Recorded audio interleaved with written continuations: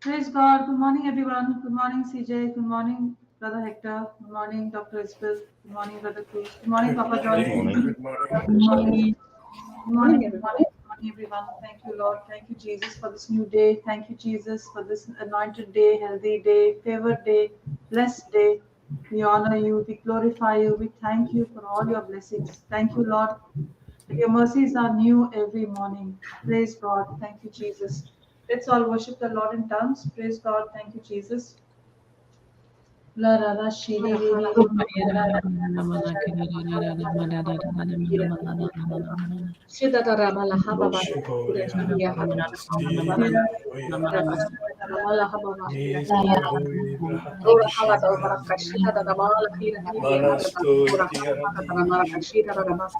Lora hala baraka Shiara bahala da maraka hira hiri harba shida da ramala haba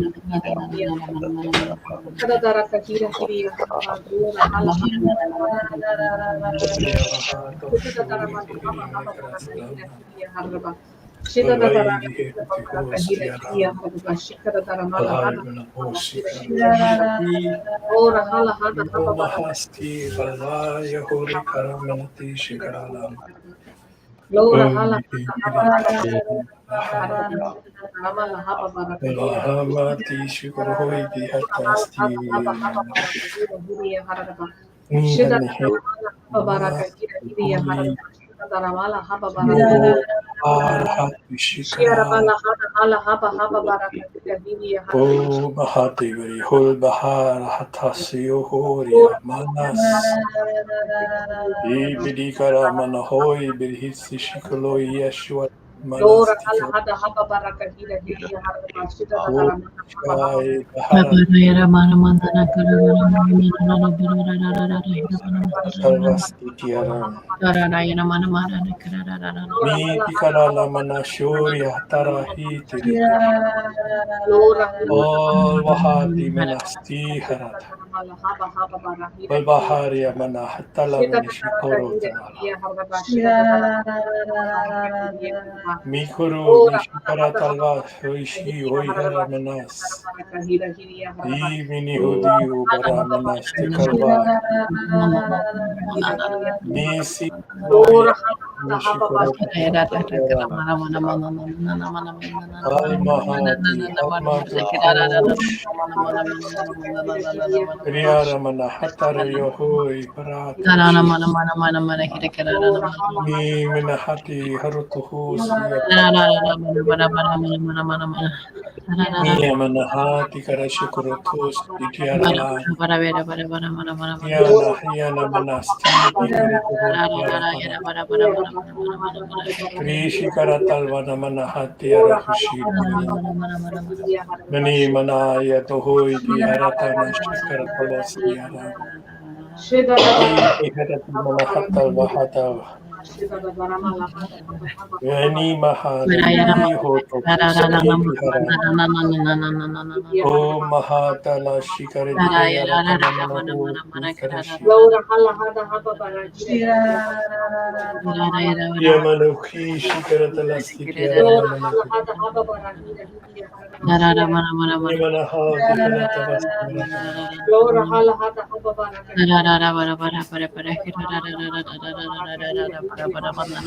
hala hada haba baraka Lora hala hada haba Nimanati Kushi Haratala Tiara Nemanas Lora hala hada Me Dikuruto Shikarata Halatiara Shikarata Lastiara Shira dadara mala haba baraka Me Kaditi Shikuruto Hoya Shigana Lodi Mini Haya Harati Harata Manahana Manati Shikarata Piratalaman Odi Barata Manashi Manashura Lora Tohoi hala hada haba baraka Manasi Pihara baraka O Biara Manati Ferishikara Talahi Tiara hala haba haba Me Shikara Tohoya Manahatala Vashikara Wani mana sihi mini karoto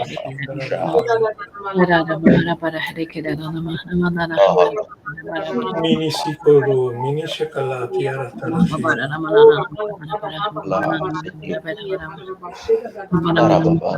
mini karatahala tiara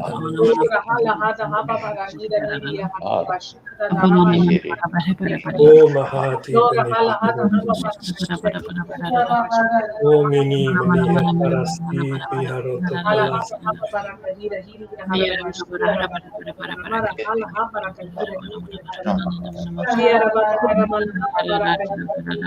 o mahasi kioroho manasi tikoroto hosi piara palas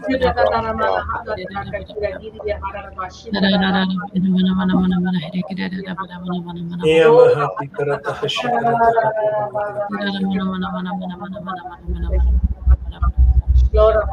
mahati karata hashi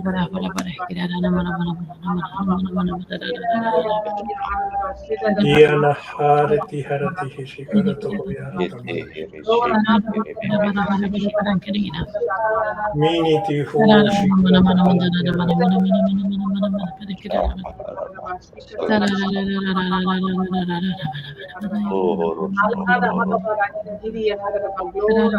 o mahati karashi karati tiharata lamana Nana sikurutu hui piriana mahasi mahasi mahasi mahasi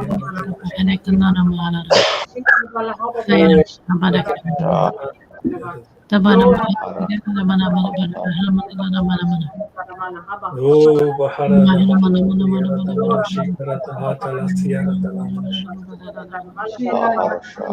Oh, Baharati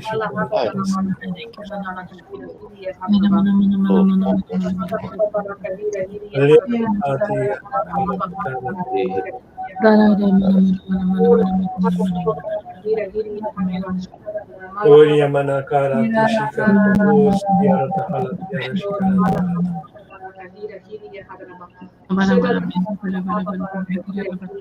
Oya Hara Malahoy Artimishi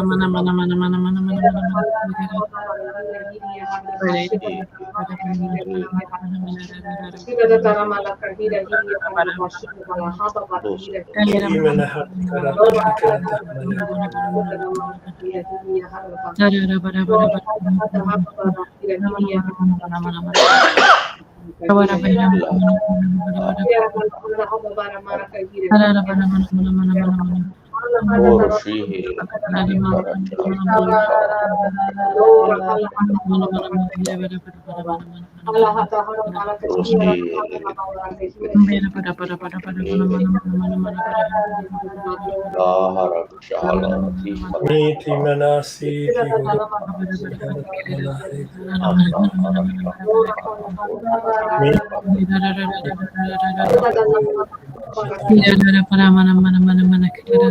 Uliaram Manasi Hariakola Haria Mi Banati Kalashikoloto Oi Piara Siara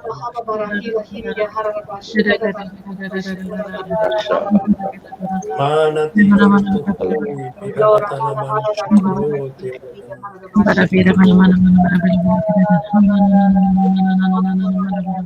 Yo Mahadi Minisro Piara Talashiara Thank you, Abba Father. Thank you, Jesus. Thank you, Holy Spirit. Thank you, Holy Trinity. Praise God. Hallelujah. Thank you, Jesus. Thank you, Lord. Thank you, Father God. In the name of the one God, Father, Son, and Holy Spirit, we gather here this morning for more than a teaching or more than the sharing of the Word of God. We thank you, Lord, that you call us to meditate on your Word. These are unique teachings. These teachings hold on to scriptures for days together, for weeks together. What we are really doing is not just studying, but meditating on your Word. And so beautifully, Saint Teresa of Avila says, meditation is the basis for acquiring all the virtues, and to undertake it is a matter of life and death for all of us Christians. Oh wow, thank you, Father. Thank you, Lord. Meditating in your word reminds us again of Psalm 1, 1 and 2. Blessed is the man whose delight is in the law of the Lord, and on his law he meditates day and night. Thank you, Jesus. Thank you, Jesus. Wow, wow, wow. And we enjoy it, Lord, as we meditate. We savor it, we chew it, we groan as those words, as you stare at us, as we meditate on you, just as Moses did when he went into the tent of meetings to see you face to face. He was meditating on your presence, deep presence. What we are in fact doing is seeing you face to face when we look at the scripture right in front of us. It is you, O Lord. And Isaiah beautifully says in 31:4, like a lion growls over its prey. And as we meditate and growl and groan and moan and sigh over what we are chewing and the cud, eating that word, savoring every sweet taste that comes out of it, is our meditation. And no wonder. Now it makes sense to me, Lord, when you said to Satan in the desert, man shall not live by bread alone, but by every word that comes from the mouth of God. That is life. Thank you, Jesus. Thank you, Jesus. And as we are now journeying on in the parable of the sower and the seed, now it makes sense what the fourth soil means to me. It bears fruit because of the meditation. This fourth soil is bearing fruit.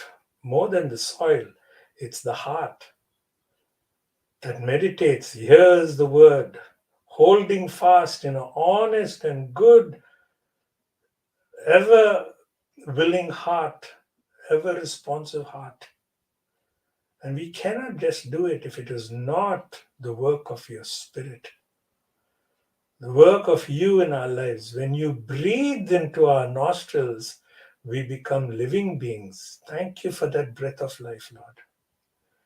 Thank you, Lord. Thank you. And we know that you got so much more to release, to deliver, to flood our souls this morning, this evening, today.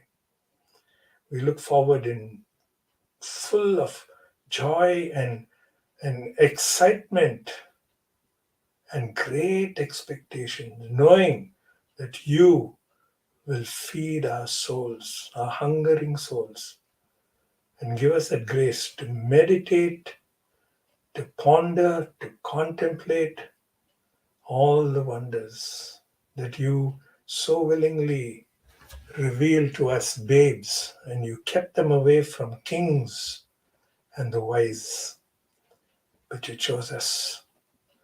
Thank you, Lord. Thank you, Father. Thank you, one God, Jesus. Thank you, one God, Holy Spirit. Thank you. Thank you and praise you in the mighty, loving name of Jesus. Amen. Amen. Amen. Amen. Amen. Amen. Thank you, Father. Thank you, Jesus. Thank you, brother. Thank you, Holy Spirit. Thank you, Jesus. Thank you, Thank you, Jesus. Lord. Thank you, Lord. Thank you, Jesus. Thank you, Holy Spirit. Wow, thank you, Holy Spirit.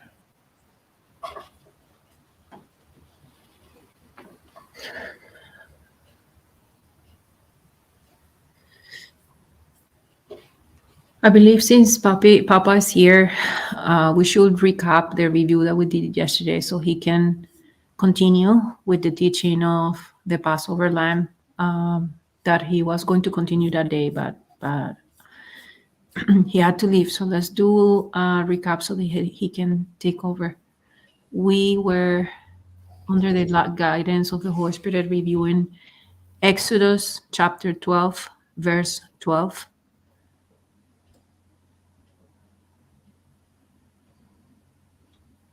Let's go.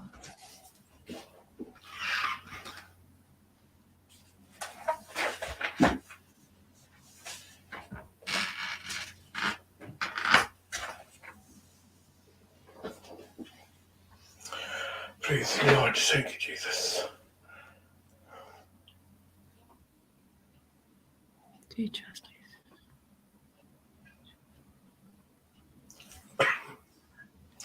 For I will pass through the land of Egypt this night, and will smite all the firstborn in the land of Egypt, both man and beast.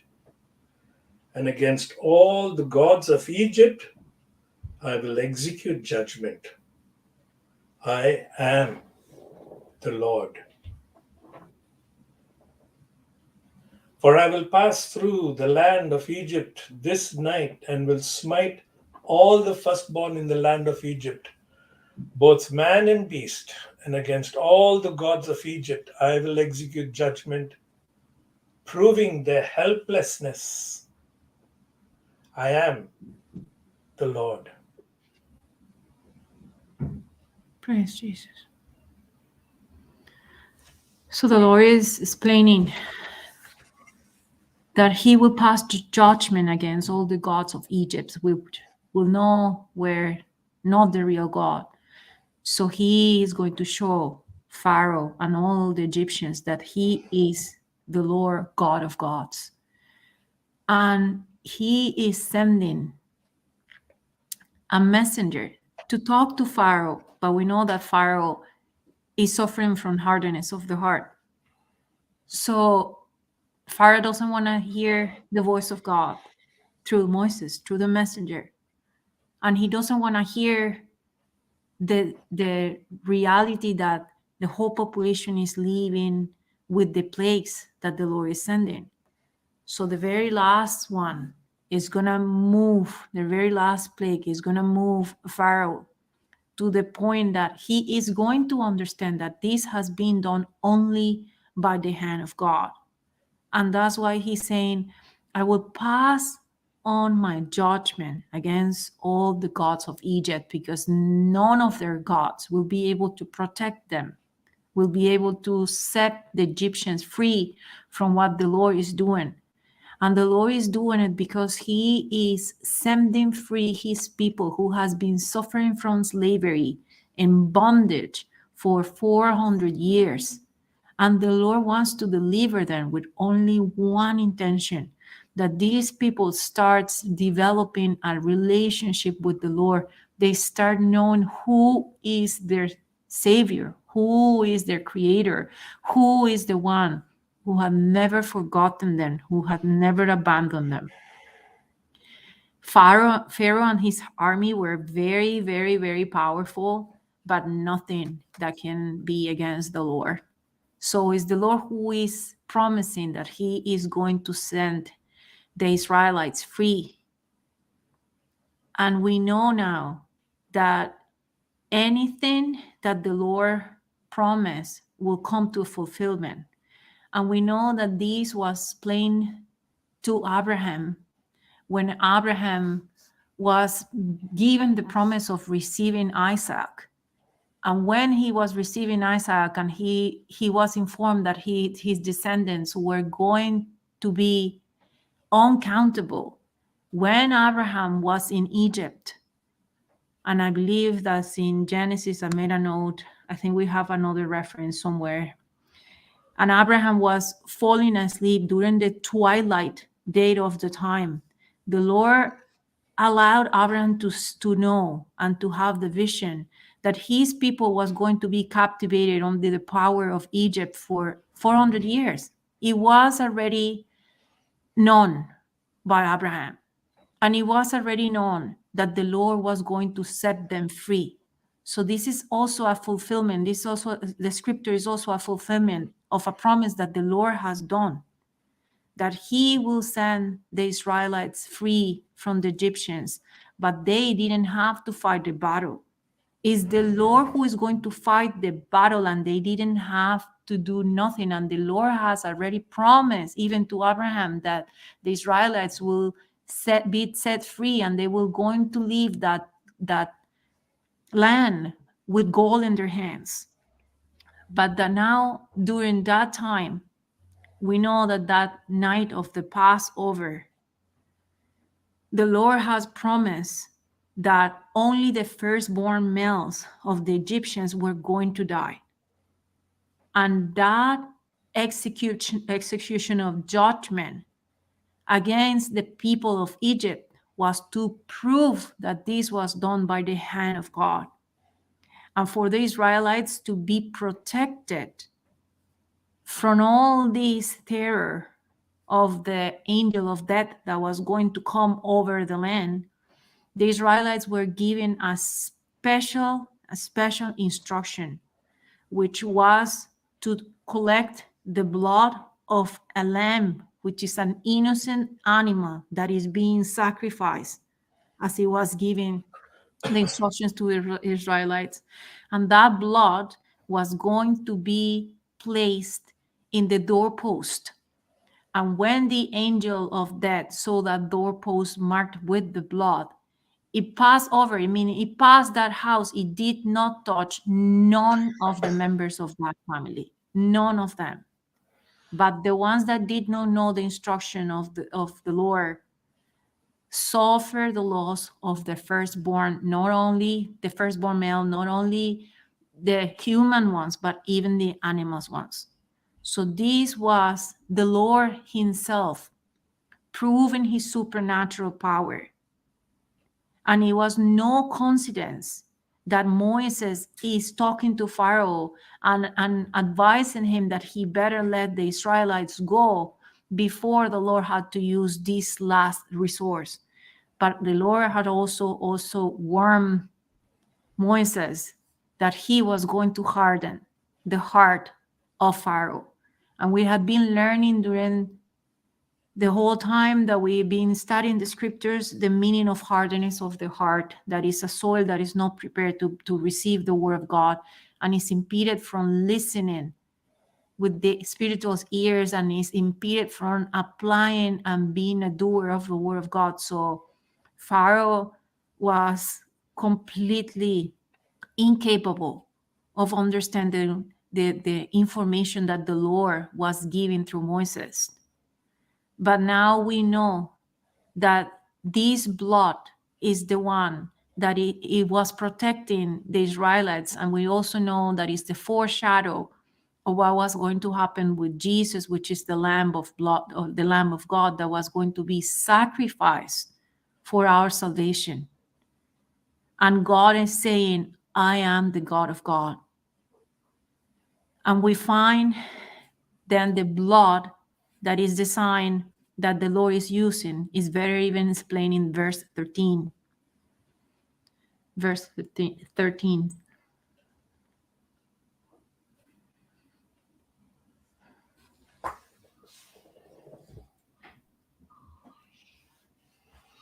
And the blood shall be to you for a token upon the houses where ye are. And when I see the blood, I will pass over you, and the plague shall not be upon you to destroy you when I smite the land of Egypt.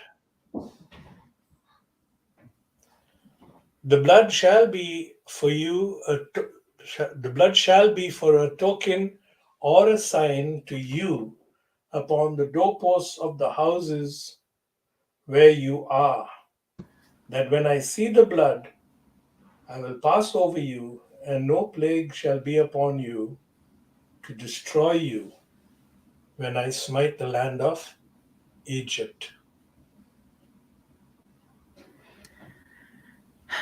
So we see that this blood on the doorpost signifies two different things: an surety, a guarantee that the Lord is giving you, that we are under his direction.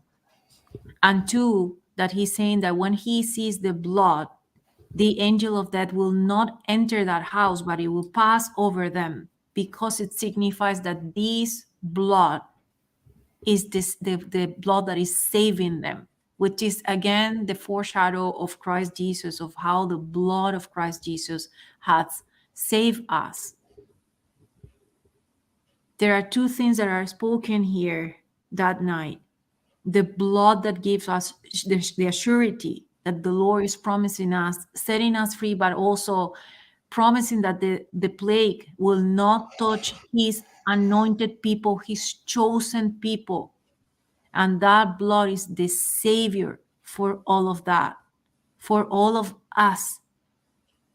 So even though we are approaching the time of the night when the sorrow will be heard in Egypt, the Israelites will be proven that the message that was given to Moses is true, that there is no sorrow inside of the house of the Israelites, but there is cry and screaming and sorrow in the houses of the Egyptians. In the same way, the Lord is now interested in bringing us out of bondage, the bondage that we were when we were sinners, to take away the yoke that was put upon us through Adam's sin.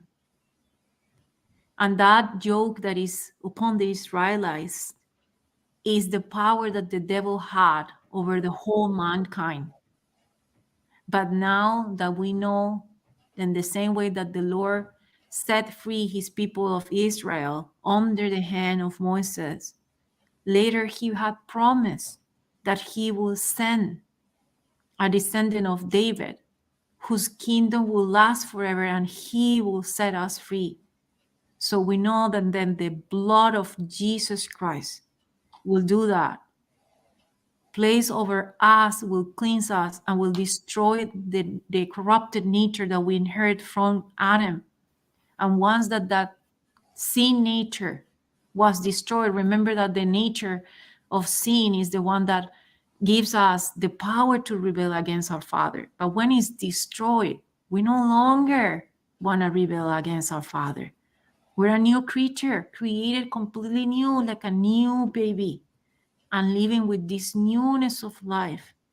Now is Jesus who has given us that opportunity. It's Jesus' blood that is giving us the surety and the guarantee that we will overcome Satan, because that nature has been destroyed in the spiritual. And that's why we have now been strengthened by the Spirit of God, but the Spirit that is of the Lord and of the Spirit of Christ Jesus that is put in our heart, that strengthen us to follow the directions of the Word of God, and we come out of bondage of sin. And we overcome by that blood of Jesus and the word of our testimony. So we know that now this blood that was applied in the doorsteps, the doorpost, is the blood of Jesus. And that blood is sprinkled in our hearts that represents those doorposts. And we also know by the revelation of the Holy Spirit that the way that we apply it is like we're listening here, that we overcome by the blood of God and the word of our testimony. So we need to use that hyssop to apply that blood in us, which is our declaration. That's the way we transfer that blood. And that blood will destroy the rebelliousness and the hardness of heart that is inside of us. And that's why the Lord is saying, I will execute judgment. And this judgment will be upon every one of the Israelites. And I will set them free. I will set them free. And that's what we see when it's compared with the blood of the Lamb, that we now have a great victory. The Passover for the Jewish signifies the day that they were set free from slavery. In the same way, For us Christians, the Passover signifies the day that Christ Jesus destroyed the kingdom of darkness and set us free from that bondage, from that permanent address that we had, that we were heading to hell. And he had given us a new permanent house, that is the kingdom of heaven. So there is no longer the wrath of God over us because of the blood of the Lamb that is sprinkled upon our heart. Is only because what Jesus had done. In the Old Testament then, it was applying the blood over the doorpost. In the New Testament, is the blood of Christ applied in our heart that brings our salvation, is our security, is a promise of the Lord when he said, I will set my people free. And it was done, as Brother Hector was commenting, that the time that Christ Jesus' cross was lifted up was at the time that the population was getting prepared for Passover, and they were slandering, they were killing the lambs. The lambs were getting sacrificed. And that was the twilight, which is neither day, neither nighttime. And Jesus' death and his cross was at that time, his death was at that time of twilight. And it became the meeting place between God the Father, Jesus being the bridge and the mediator, and us, humankind. For the first time ever, we had the chance to be again in contact with our Lord, recovered by him, because Christ Jesus was that door, that bridge, that quantum hole that opened that space and made possible the impossible, had made by the mercy of God possible that we receive now salvation, that we receive now the possibility to be called again child of God, that we receive now freedom from sin. And it's when that cross of Jesus that is lifted up, that was the meeting place. That was the door that opened for us. That was the remedy for our permanent bondage with sin. Praise God. Thank you, Holy Spirit. It's the Passover lamb that brought us freedom and salvation. Just we know now that that lamb that was instructed to be sacrificed and the blood to be poured upon the sacrifices, the altars, and then on the doorpost, it signifies the blood of Jesus. Praise God. Thank you, Father. Thank you, Holy Jesus. Thank you, Jesus. Thank you, Lord. It's the sacrifice of an innocent life, the method that the Lord had designed to deliver us. And the Lord has instituted it through Moses. And it was a specific instruction that was given as a remedy for us to break out of the bondage of Satan. And the result is deliverance. But we have to pass the test by following the instruction. Because even though the Lord is sacrificing an innocent life that delivers us completely from the bondage, is only when man is willing to follow the instruction that we see that this deliverance through the sacrifice of an animal or of an innocent lamb, which is Christ Jesus, brings us deliverance. Only because the Israelites followed the instruction to apply the blood that was collected and was applied on the doorpost, only because by faith they believed that that was a message from the Lord and that was going to save them. So the Lord was teaching the Israelites to come out of bondage and out of slavery by developing a new relationship with him. And whatever Moses told them, they needed to follow that instruction. And when the time came, the promise of the Lord was fulfilled. They could hear the screaming and the crying and the sorrow in Egypt, but none of the house was suffering from the death of no one. So when we apply the same system today in our life, when we apply following the instruction of the Word of God, because we have faith on His promise, we see that deliverance, practical deliverance, takes place in our life. Praise God.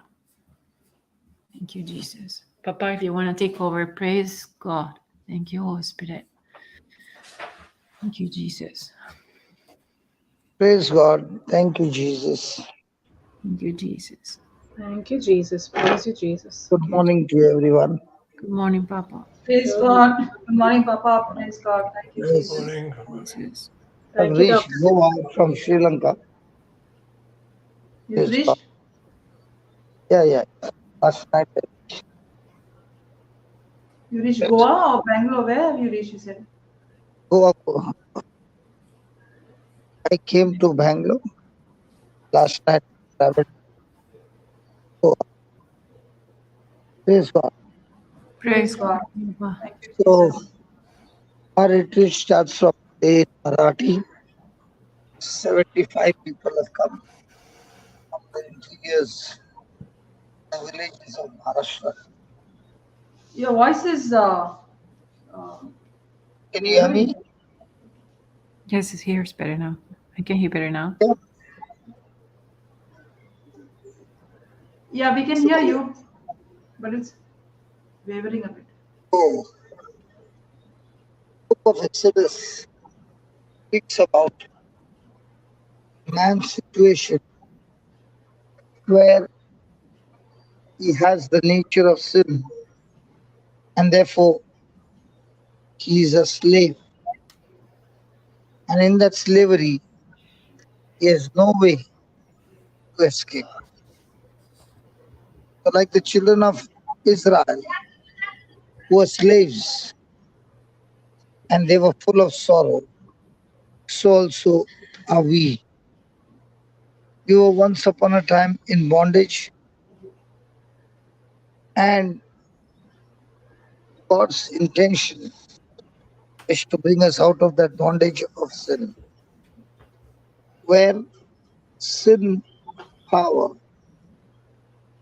is hard on mankind, and the heart, which is supposed to be connected to God, has become a slave of the devil.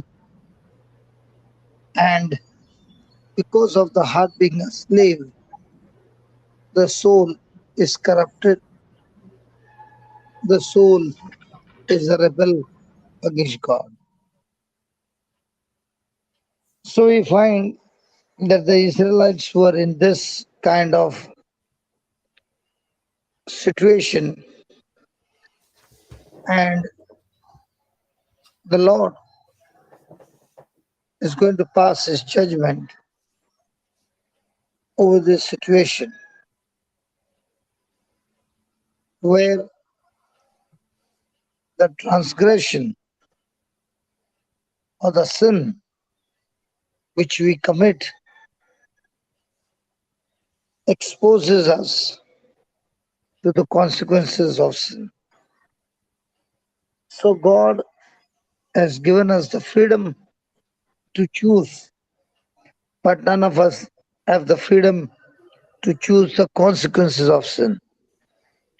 And the consequences of sin leads us to terrible, terrible outcome. So also the children of Israel were going through this situation in slavery, and only God has the remedy.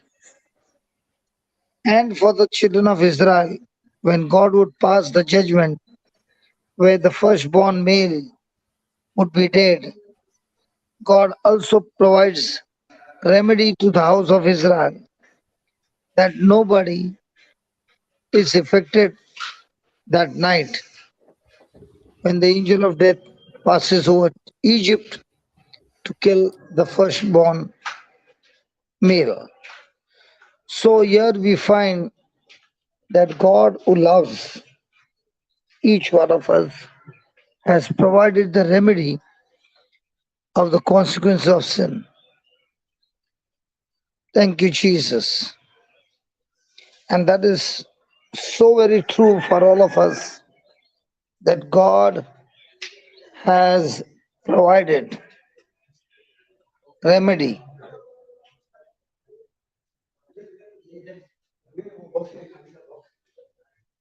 So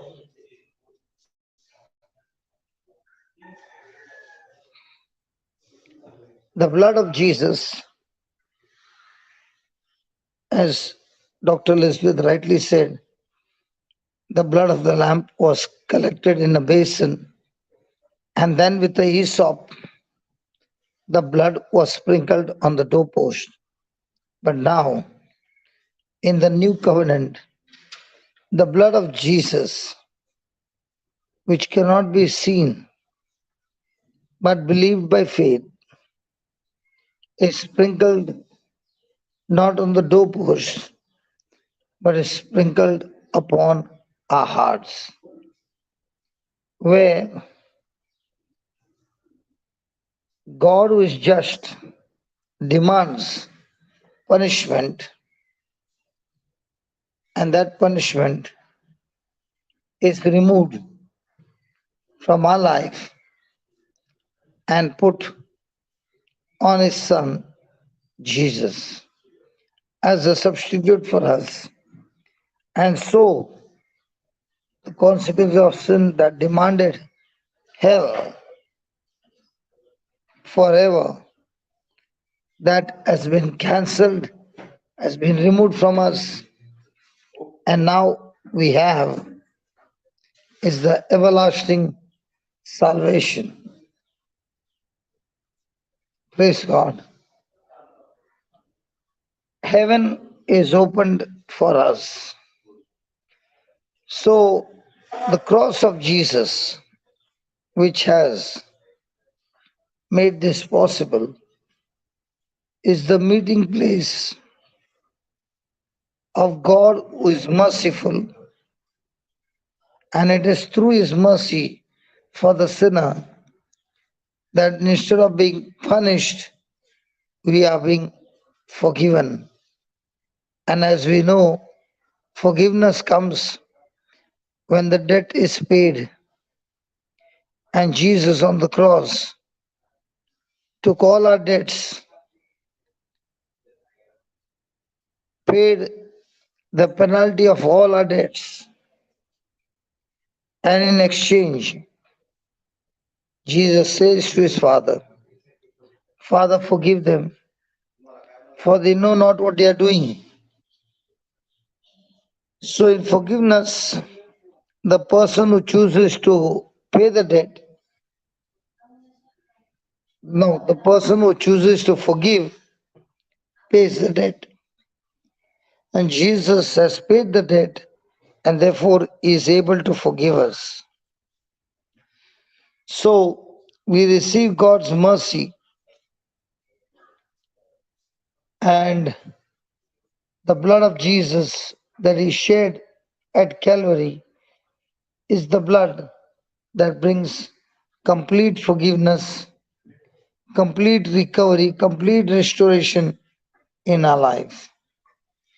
So there is remedy for all of us to be forgiven, and the remedy is also that the sin nature is completely uprooted and nailed on the cross.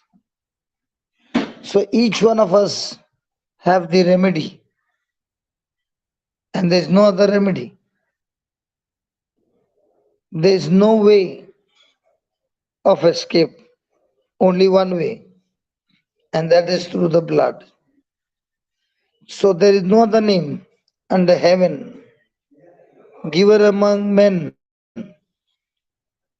whereby we can be saved, but the name of Jesus that brings salvation, that brings redemption, that brings sanctification. Praise God. Hallelujah. So you see, Hallelujah. the blood of the Lamb, sorry. Hallelujah, Papa. Hallelujah. Hallelujah, hallelujah. She said hallelujah. So the blood of the Lamb brings salvation where there was condemnation. The blood of the Lamb is our substitution where we were guilty of every sin.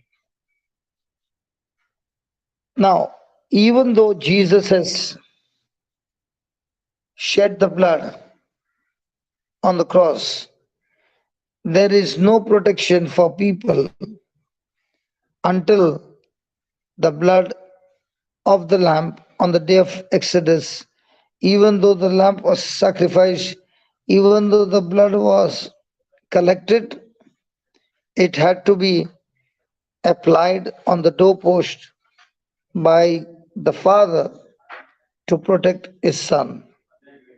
And the blood was applied on the outside, not on the inside. And the elder son, who was inside the house, cannot see the blood applied by his father. But he believes in his father's love, and that night is protected. In the same way, the Father has provided for us the blood of his Son Jesus. His blood becomes useless unless his blood is applied on our hearts. So, by faith, the blood has to be applied. And the fourth one is by the blood of the Lamb and our sins forgiven. The separation between God and man has been destroyed.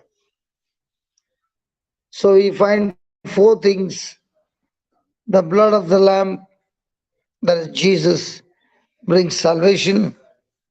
The blood of the Lamb is a substitution for us. The blood of the Lamb has to be applied by faith, and the blood of the Lamb separates me, the sinner, from God. So the separation between God and man has been destroyed, and now God and man have become friends, have become one family. Praise God. Thank you, Jesus. What do you think about all this? Four things. I repeat again: the blood brings salvation, the blood is the substitution for the sinner, the blood has to be applied by faith, otherwise, it's useless. And fourth, the blood destroys the separation between God and man. Praise God. Praise God. Thank you, Jesus. Thank you, Jesus. What do you think about that? Fourth thing. Absolutely. The fourth point he said is the blood separates us from God, the sin, and from us, the sinner. No. Destroy. The blood Destroy.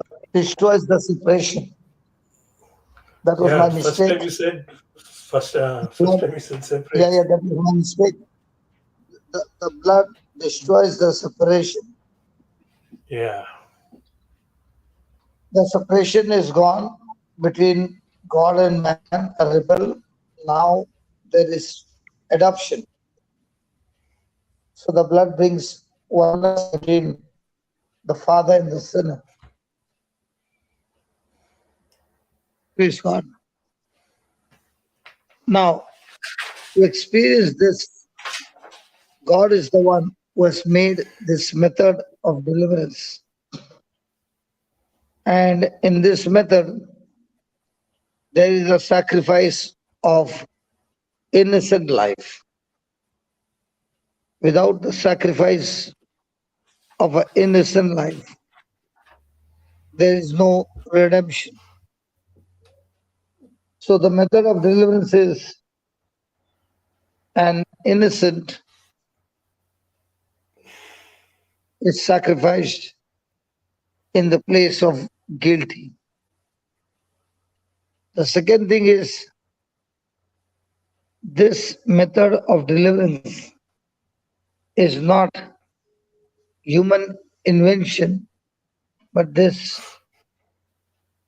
method of deliverance is instituted by God Himself, and therefore this is acceptable to God or pleasing to God. The third we see is on that night, every house in Egypt, there was mourning and sorrow and pain. But in the house of the Israelites, there was not one dead. And therefore, this method of deliverance proves completely efficient, completely effective, and extremely powerful. Fourth, this method of deliverance, where a person experiences freedom, it requires from the person a complete trust in God. Otherwise, with doubt and wavering, it backfires. The only way that this deliverance will be effective is by the sinner putting his complete trust in God. And the fifth one is this uh, this incident that took place has been a memorable moment in the history of the Jews. They can never forget this night. And so Jesus' sacrifice on the cross is a memorable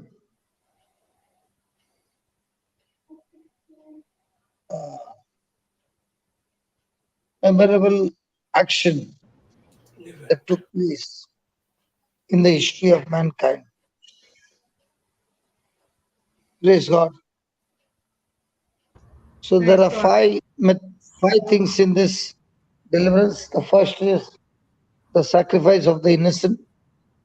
Second, this deliverance is not human invention, but it is God who has instituted, He has ordained it, and therefore it is absolutely acceptable in the eyes of God. Third one is this deliverance by experience on that night can see the effect of the sacrifice. It is extremely efficient. Fourth one, this deliverance totally and completely depends on the person putting his trust in God. Now, here I want to say something that deliverance takes place when the person puts complete faith and trust in God. Now you will find in our life many a times there are many people who for years are waiting for their deliverance, but it is not manifesting. You find the symptoms there for years, and they have been praying and praying a lot, but can't see the manifestation. Can somebody give me the answer?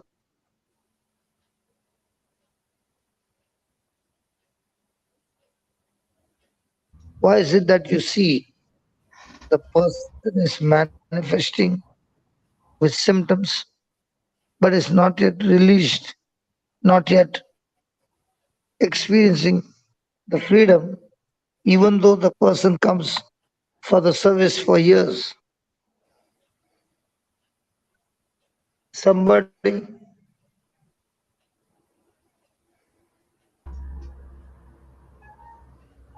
Could it be because the believing is still not yet proper? It is incorrect, something more, or something more. Papa, they haven't understood the substitution they have through Jesus, and Okay. also the confession that is coming out from their mouth is more about trusting in the seen than in the unseen. Absolutely. What they keep confessing is, one day God will deliver me. They don't believe that they are first to believe that blood has been shed and the deliverance has taken place. They are waiting for the healing. They are waiting for the deliverance. They are waiting for the protection. But what is very important for this method of deliverance is, first they believe and then they see. But many people go the other way around. First they want to see and then believe. Is that right? We Yes. also were caught up in this. And therefore, our confession of faith is, one day God will deliver me. But that was not so on that night. They had to apply the blood of Jesus, blood of the Lamb, on the doorpost and believe in complete protection. So they had to follow the instructions first and believe the word first in action. And then that night they saw the effect of their belief. And that's why I find many times, people believe on the symptoms and they're waiting for the deliverance. But that's not right. And when you understand the system and you start applying your faith, it becomes a memorable moment of your life, because you know and you know that your deliverance has come not with your hard work, but through believing in the hard work of Jesus. Praise God. Thank you, Thank you, Jesus. Jesus. Thank you, Jesus. I'll be back in 2 minutes. Till then, you can discuss about this. Thank you, Jesus. Thank you, Jesus. Thank you, Jesus.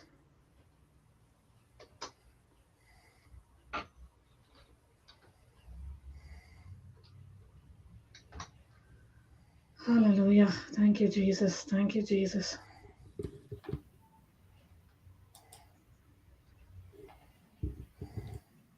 Thank you, Jesus. Thank you, Jesus.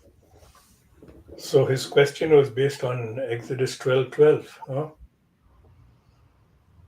His question, why will it not happen?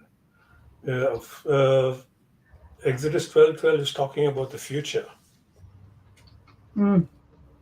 He says, I will pass. He did not say, I am passing or I passed. I will pass through the land of Egypt this night, and I will smite. And it's all in the future. And that is provided I see the blood. And the blood shall be upon you as a token upon the houses where you are. That is now present.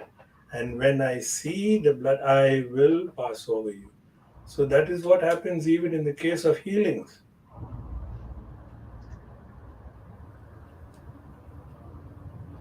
True.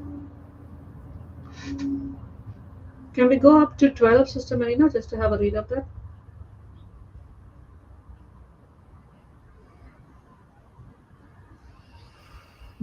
I will pass through the land of Egypt this night. So could you imagine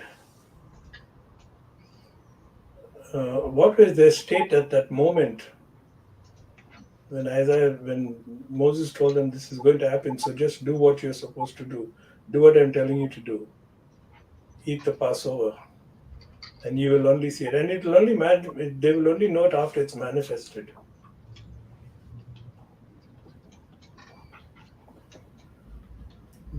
I think healing is just the same. When he says, you are healed, there is a question of having any doubt. See, that is why meditation of the word is so very important. Meditating on the word, it's actually the word that transforms it. It's nothing to do with the person. It is the meditating of the word. How did Mother Mary ever go through what she went through? You think it was easy? After giving that prophecy, he'll be the cause for the rise and downfall of many in Israel. But she kept it all in her heart and pondered over it. She allowed the word to become flesh in her life. And when the word becomes flesh in the life of the one who's being prayed over, then he knows that he's healed. Praise God. Praise God. Praise God.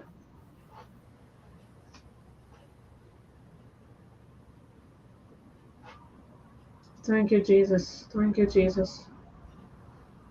So much of power in the blood of Jesus, huh? When we meditate on it and when we have a class like this is when we understand that every drop of that blood that was shed for us was not in vain.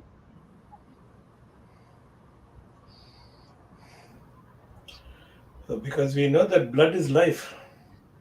Amen. Amen. Amen. Amen. Isn't it? Amen.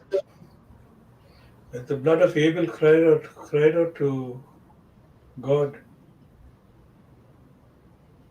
Even though Abel never stopped existing physically, his blood was alive. So the blood of Jesus has life, whether it's a drop or a basin full. Amen. Amen.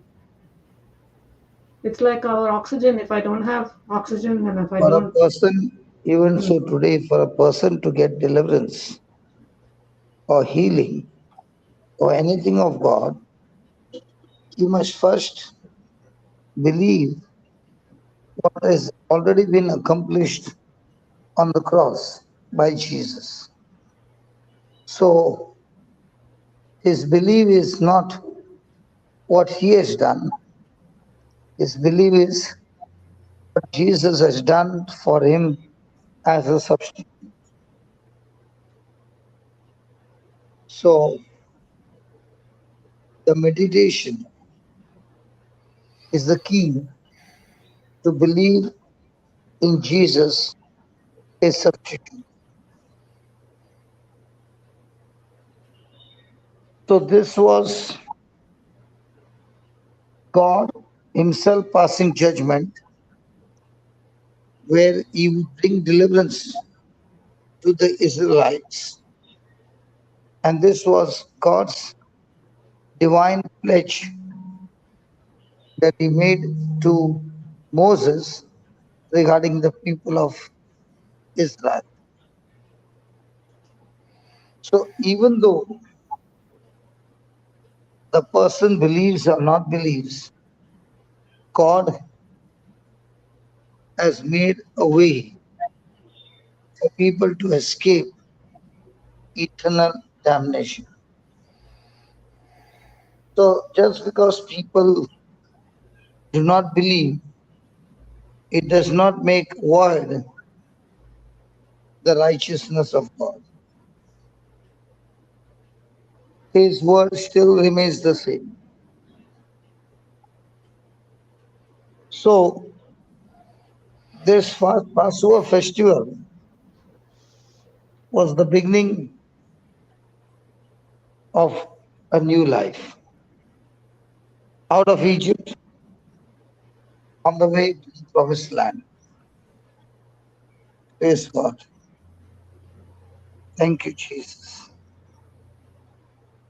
And because of this Passover deliverance, now we too can see that God has completed a deliverance for us as Christians when we believe in the sacrifice of Jesus. So, just as the Passover lamb had to be sacrificed, had to be eaten, so also is Jesus, the Passover lamb, who had the Eucharist before going to the cross. So it's not only the sacrifice, but also that the body Jesus has to be eaten, the blood of the sacrifice Jesus has to be drunk. And that is how we keep the feast of the Passover lamb, by showing our own participation, by receiving his body and his blood, his sacrificial life, by believing in his death on the cross, that the death on the cross is the death of sin nature. Because when we partake of his body and blood, we have become one with him.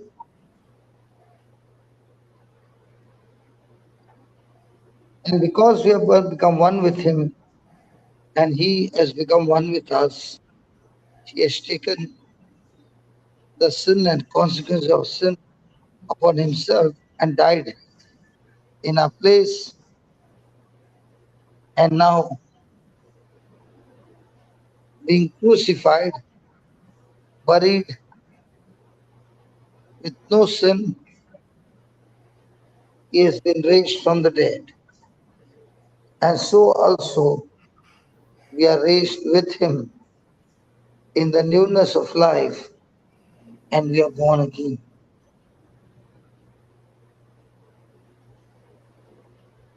So it is his sacrifice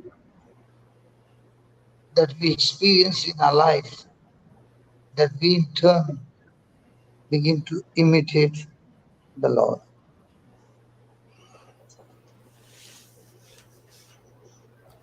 So Jesus is the Paschal Lamb, perfect, spotless, and he is the Savior of the world. Very, very important is for us to know Jesus is the substitute. There are many people who believe in the cross. but very few know about the substitute. The substitute is the must. Christ suffered that we might live with him, and we might live with him by he in us and we in him. Praise God. Thank you, Jesus. Thank you, Jesus.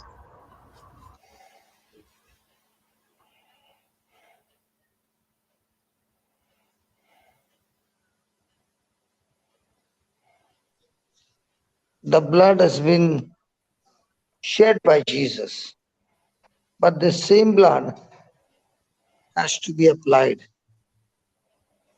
It's not enough for the blood to be shed, but the blood has to be applied on the doorpost. In the same way, the blood of Jesus has to be applied on the doorpost of our heart, and it is by faith.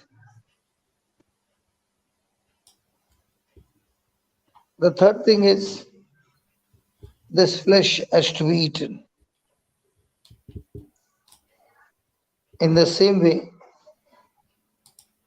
as Brother Hector started with the word meditation, the flesh of Jesus is the word of God. And this word has to become our daily food by which our soul is prospering. Our soul is renewed by the word of God. So three things of the Paschal Lamb. He is the substitute. Second, he has shed his blood, but from our side, the blood has to be applied. So that is the exercise of faith. And the third thing is his body has to be eaten so that his body becomes a part of our life. In the same way, Christ is our daily food for our soul. And when we eat of his word daily there is renewing of the mind, reconnection with God through reconciliation, and the effect of it is renovation that takes place in a person's life. His life begins to become new. Praise God. Praise God. So Thank you. this food, this Passover lamb, has to be eaten with bitter herbs. The bitter herbs is the repentance. When we feed on the Lamb of God, we must not forget what we have been and what we are. We must remember our sins, our worldliness, how we went astray from God, how we were content without God, how in impatience we curse God with our murmuring, complaining, and grumbling. So the bitter herbs reminds us and leads us into repentance. Praise God. We have to eat it with unleavened bread. If there's no yeast,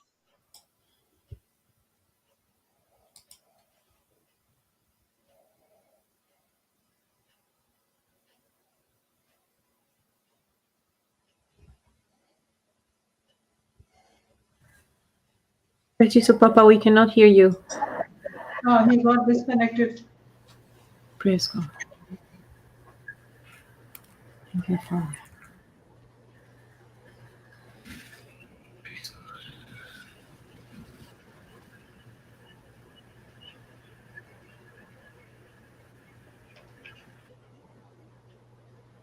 Praise God, Papa. What you said about unleavened bread, if there is no yeast? But there is no corruption. No corruption of the word, the truth. Praise God. Thank you, Jesus. It is the truth. When the word abides in you, you shall know the truth, and the truth will make you free. Praise God. Hallelujah. Thank you, Jesus. So the preaching of the gospel leads us to repentance, that leads us to reconciliation, that leads us to transformation and the renovation of our life. Hallelujah. And that's why he says, eat it with bitter herbs. Thank you, Lord.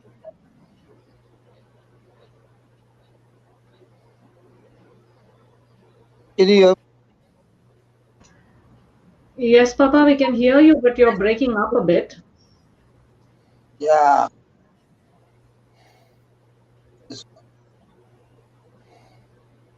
The third thing we have to eat is with the loins girded. Papa, Yeah. can you please share a little more on eating with bitter herbs? Okay, we can go to 1 Corinthians chapter 5.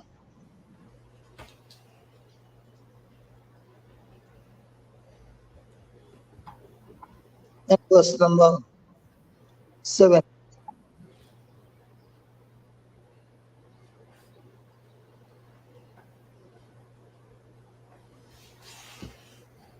Purge out, sorry, purge out therefore the old leaven, that ye may be a new lump, as ye are unleavened.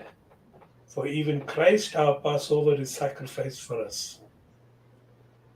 Purge, clean out the old leaven that you have, that you may be fresh, new dough, still uncontaminated as you are.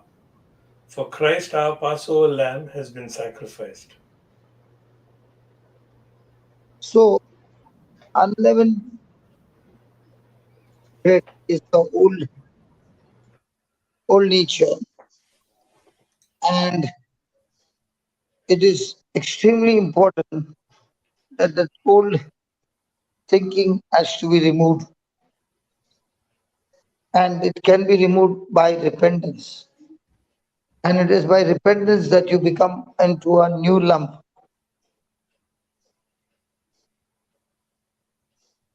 And the reason why you should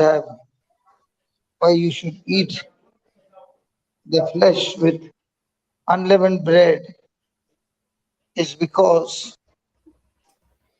when repentance comes, we become one with Christ in His teaching, and therefore we are able to enjoy Christ, our true Passover, who sacrificed His life for us. So, leavened is the kind of pollution we have in our thinking, especially idolatry, which was very, very strong in Egypt. The lifestyle of the Egyptians.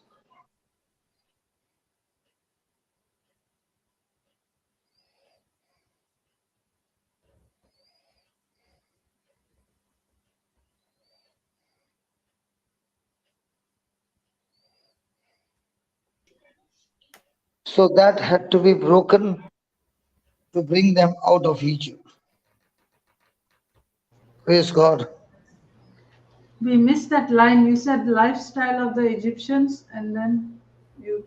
The Egyptians were full of gods. They were full of idolatry. And they had to be separated from the Egyptians. So they were the leavened blood mixed with all kind of corruption. And God had to bring them out of all that to prove to Separate them. them, separate them from the Israelites, no? Not separate them from the. No, separate them from the From the thinking, the Egyptians. practices. The It Egyptians. is not only the physical separation, the separation in their thinking. The Egyptians had many gods and they would worship many gods. And they wanted to have that same kind of corruption with the Israelites. And now God wants them to come out of Egypt totally clean.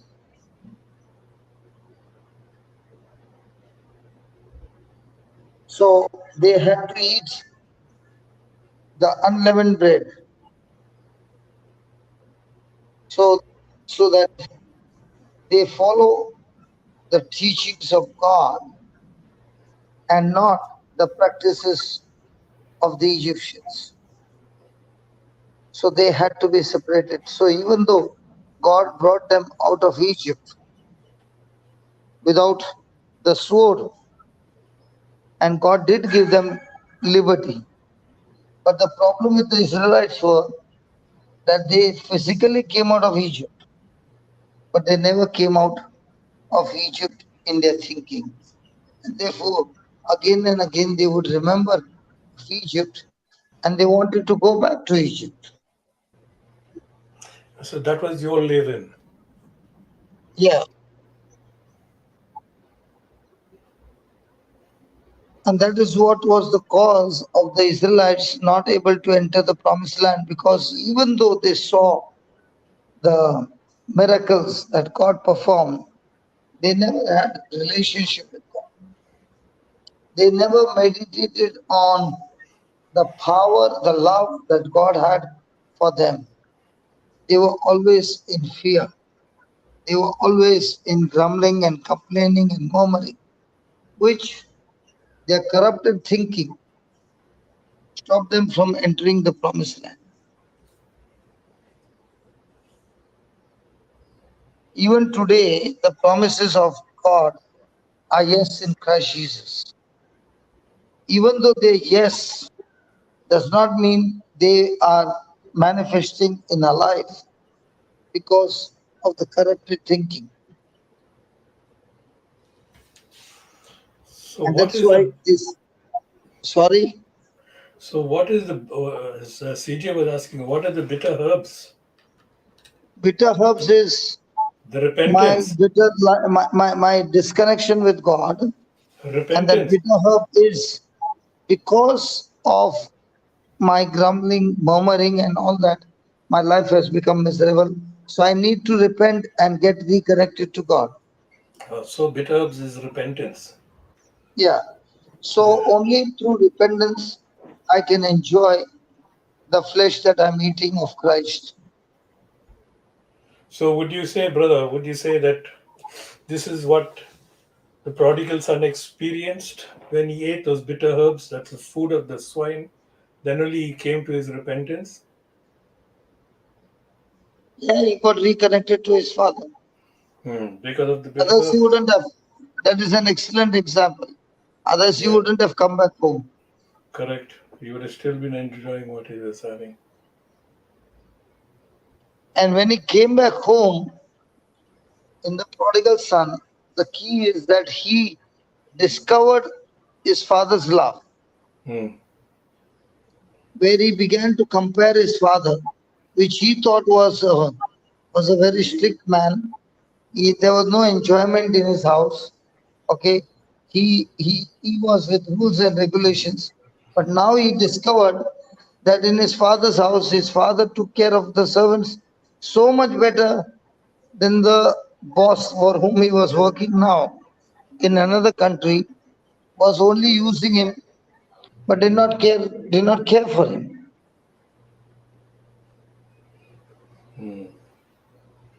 And so this And is that is Christ, why, our Passover lamb. sorry, And so this is Christ, our Passover lamb. yes. And therefore, the Israelites remember this every year. And every year, they have to leave behind the pollution from the Egyptians. In the same way, for us, we also have to leave behind the pollution of the worldly light that is bombarding us each and every day. So we as a church has to break and separate ourselves from all the evil teachings of the world, which is trying to corrupt our spirit. And that is why the Bible says, put off the old man and put on the new man. Now, putting off and putting in is our choice, is our response. Brother, So, sorry?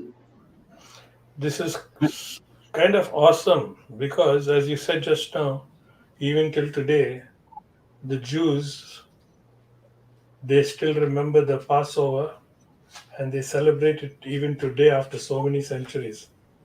Yeah. But how about us Catholics? The Jews are As remembering Catholics, that. we celebrate, The brother, Jews as are, Catholics, the Jews are remembering, but we are partaking of that sacrificed lamb every time we approach the table. yes. And every time we approach the table, we also need to break and separate ourselves from every day the kind of knowledge that we meditate on, which is leading us into disobedience. Of course, we have to do it. And that's why God is interested in having a new lump without corruption. Yeah, of course we have to do it. Of course we are doing it. We are called to So, do it. so the preaching of the gospel is so important because the gospel is the one who is the third umpire who tells you what is right in the eyes of God and what is not right in the eyes. So now with the worldly teaching every day, it becomes absolutely common to accept and receive the things that society is giving us and is saying it is common, it is acceptable.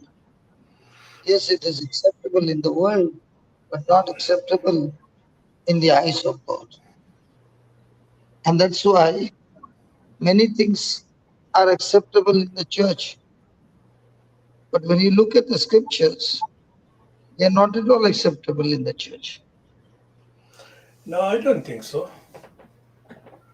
I don't think so. It's Because not the what church. the word of God says, Yeah, so I'm not telling acceptable in the church means the church is acceptable. The people in the church accept the yes, things of the world. Okay. yes. So it is acceptable to practice. For example, let me give you an example. Is worry acceptable? Is what? No, Is worry. worry? Is worry acceptable? I don't know whoever said that worry is acceptable. Did anyone say that? Hello. I'm talking about the people who practice. Why should brother, why should I talk about people who practice or don't practice? We are See, talking about if this. I'm here, We are talking. if We I'm are, here to say, what is that unleavened? What is that corruptible? That's why for I'm me, saying, hello, brother, yeah. brother. Listen, we are here not to point finger to anybody, but we are I'm here afraid. to see the mistakes that we do, and it is absolutely acceptable because we see everybody doing it. It's very common. I But know now that when the we point out, we say, "Oh my God, I never knew that. This is not acceptable." I know that the Unless mistakes pointing I out, how will make, we know? I know that the Sorry. mistakes I make, I know that the mistakes I make, the Holy Spirit Hmm. points it out to me. That's You know, because of and your relationship. yes, and But the topic that we are going through now is the sower and the seed. So that is why preaching is a man who went out and sowed seed in various places. So where it produced is only where the heart was prepared, where meditation took place, where the person accepted it, yes. isn't So it? now what happens is, unless we show that your heart has got a stony ground, your heart has got a thorny ground, unless the preacher shows that one of the key factor where people lose, they say, for example, a person says, I study the word daily, I pray daily, I walk in love with everybody daily. But when it is offense, the plant never took root. But when it is a thorny soil, the plant has taken root and the plant is growing. It's become into a tree. And the key that the devil uses is worry. The first thing he says is worry. So worry is absolutely common, and many times in fellowship, worry is acceptable. But worry, when you look into the Bible, says it's demonic. So how will I know that I have to change? That's why there Unless, are preachers. That's why there are preachers. Preachers unless, preach the word of God. They don't preach their own word, no, brother. yes, yes, yes, yes, yes. Preachers preach the Unless I word of come God. to know, unless I come to know worry is demonic and worry is not acceptable, now I will want to fight the battle of faith to overcome worry, because if I'm a person of worry, and even though I'm studying the Bible, even though I'm praying, I come under the category of thorny soil. So for my That's soil to become into a good soil, I have to come out of that worry. I have to come out of that worldly desire. I have to come out of that sin pleasure. And that is what is the corrupted bread. And I have to eat the bread now to enjoy Jesus without all these things mixed in my life. And that's how the whole church, by the renewing of the mind, turns into a new lump.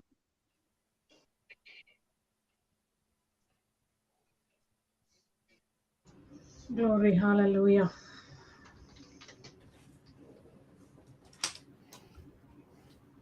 yeah, I only pray to God that I don't stand in judgment and judge other people.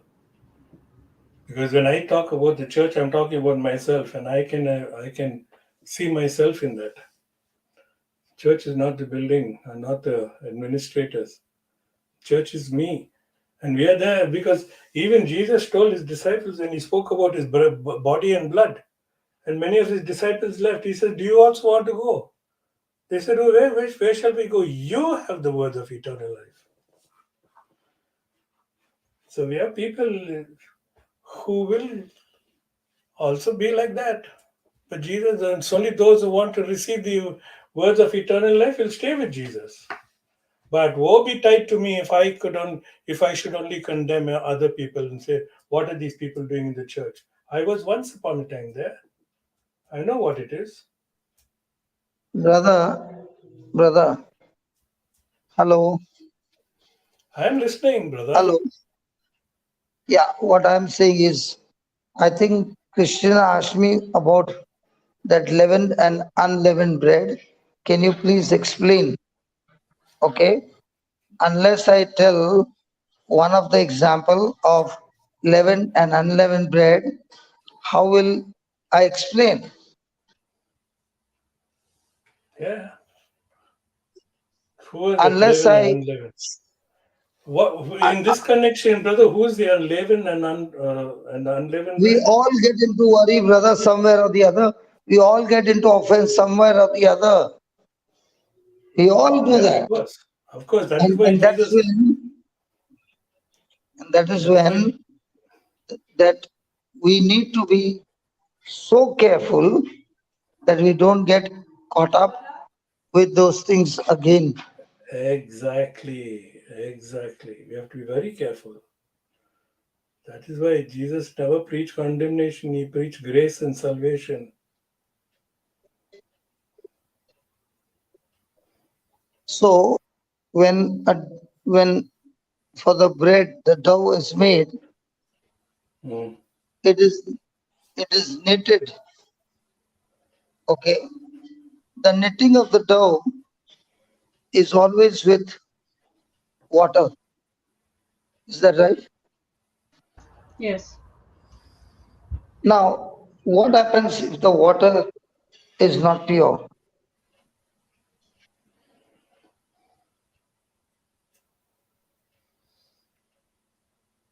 And that is why every day we different grains of wheat crushed together are made into a dough where we mingle with one another. But in that mingling, to be knit together to make a bread, there has to be pure water that needs to be mixed. What happens when somebody is teaching and the teaching looks so good that we believe that is pure water, but it is the written word of God that makes out the difference between the pure water and the impure water. So even though the dough has been prepared from pure water, now the pure water will prepare unleavened bread, which will be eaten during the feast. Now, new does not mean that it is made now.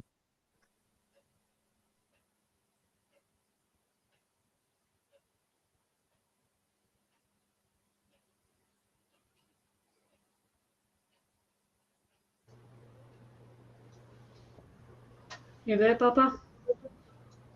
Yeah, he got Does that disconnected. He's mean back. that mean the bread is new in the sense of the scripture? For example, when we are in Nelladi, we have boring water. Okay, when we are in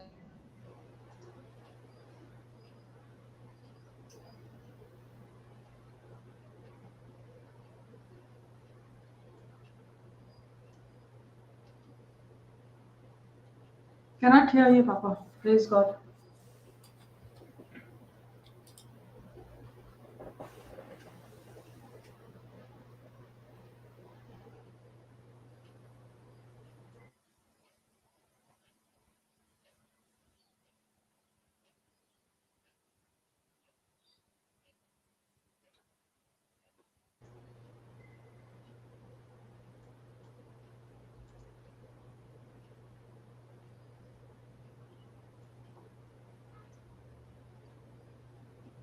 Praise God, Papa. We cannot hear you.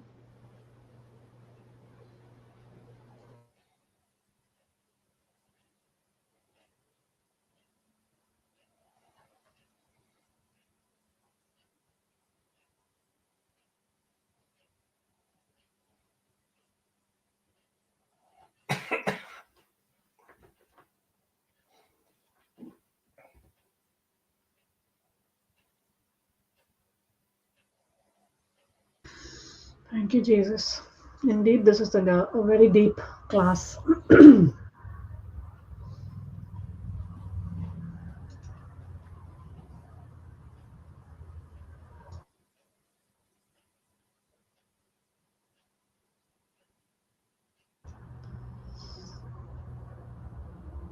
I'm just trying to understand what I've learned from this class through the question that I asked about the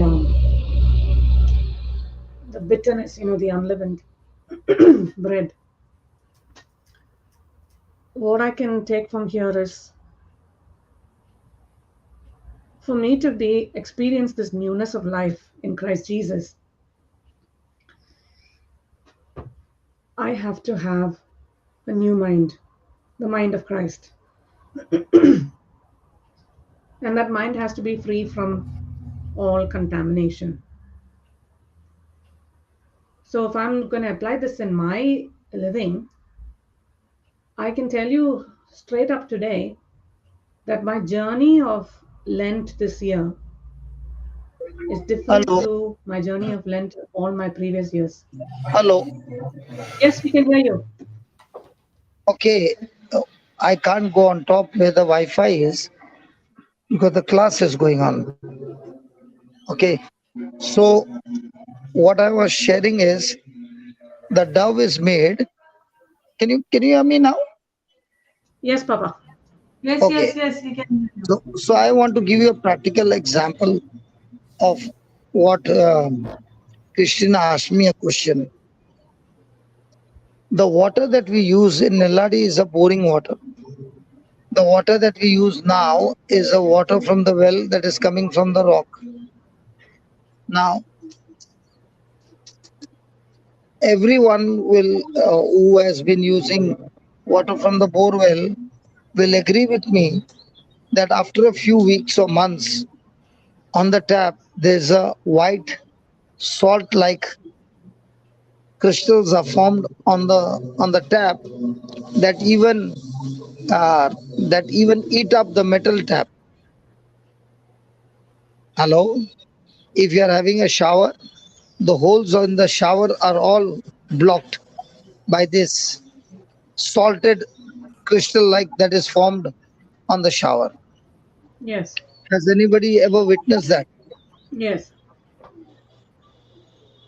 Hello? Yes. Yes, Yes. brother. Yes. Yes, yes.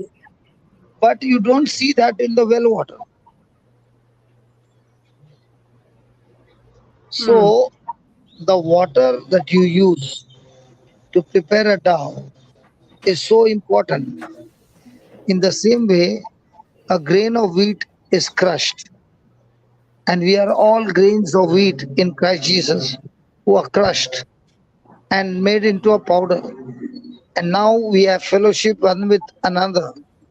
And it is so important that in this fellowship, pure water be used so that the dough that is made is purely unleavened bread.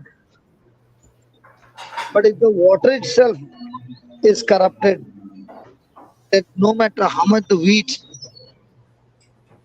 is is powdered, but what is very important for the powdered wheat to be knit together is that pure water which is used in knitting. In the same way, the whole community, the whole church, the whole fellowship will work in a beautiful way when the water that is used, that is the preaching of the gospel which is used, is purely the written word of God. So the purification happens when there is no impurity.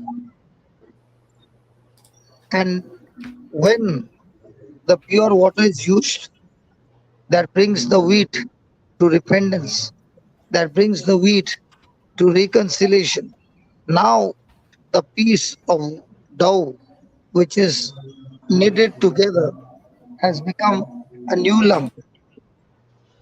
Otherwise, if the teaching is still corrupted or still impure, or still practice, then even though there is so much of prayer going on, but the truth is not there, the whole dough is still leavened with corruption. So the conscience of every person is washed by the preaching of the pure water. And this, when a person experiences his life being changed, he goes to confess to others what he has experienced through the pure teaching of the gospel. And now that person shares with the other person, he starts understanding the truth, he starts making the correction, and now the very breath of life is passed on to the other and passed on to the other. Now the whole knitting is going on together with the same truth. The whole lump has become unleavened. Hallelujah. Hallelujah.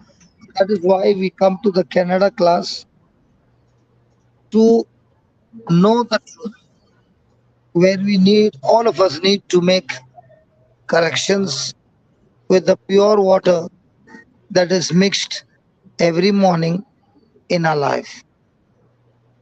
And when that pure water is purely the written word of God, now everything in our life begins to change.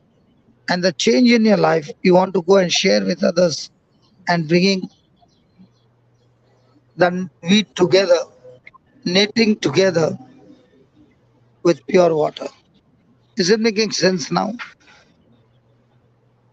Yes, Papa. It is a deep, Christina, it's a what very, you, the question that you asked me, based on that question, I'm giving you the answer.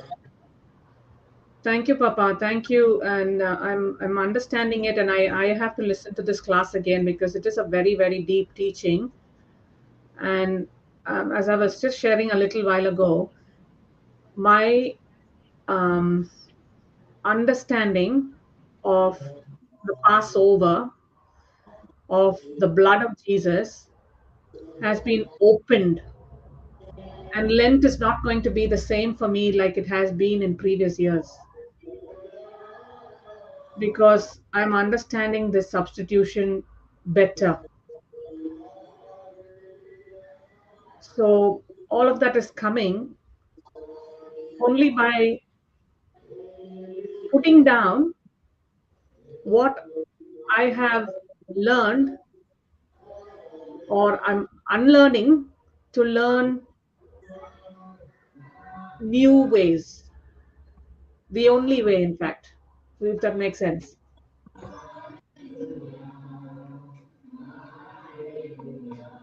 Praise God. Praise God. Thank you, Jesus. Thank you, So, Jesus. so that purging is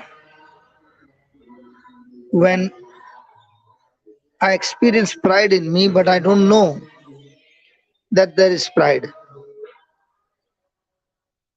So, unless I confess my fault, I will still live a life of unleavened bread, not bringing the goodness of Christ to others, but destroying other people's life. So, when I make the correction quickly, that correction brings the goodness of God manifested in people's life. Let me give an example. We know Chhattisgarh only from last year, and we have been going there and sharing what we have received from Christ. We are not perfect. We are also having lot of leavened bread inside of us. But the purity of water that we received brought a transformation in our life. And that transformation affected the people so much that they also saw transformation in their life. Now, as I said, that 3 days we are having retreat in Chhattisgarh, Friday, Saturday, Sunday. On Sunday,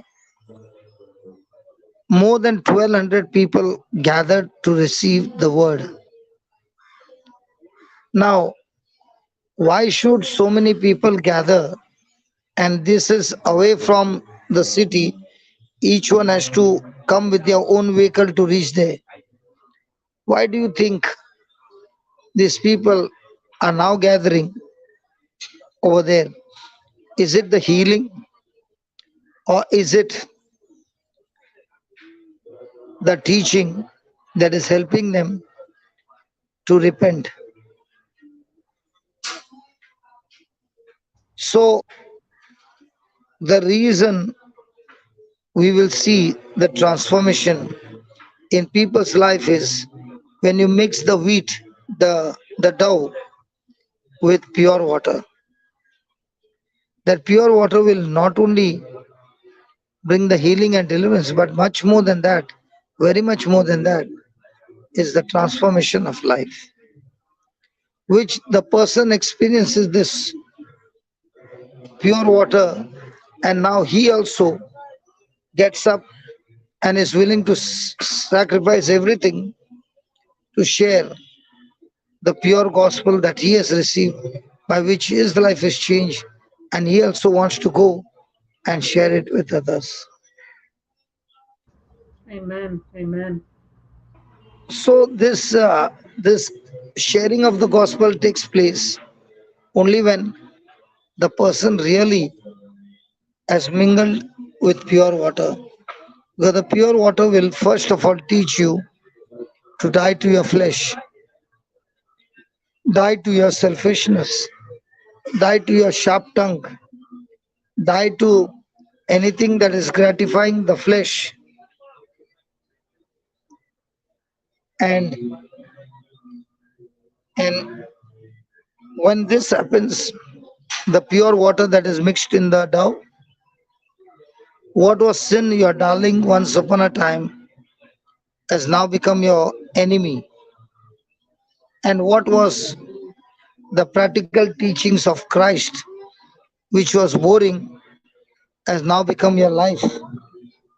And now you are running everywhere to get these teachings of Christ, because this pure water is helping you to breathe pure life of Christ for the first time.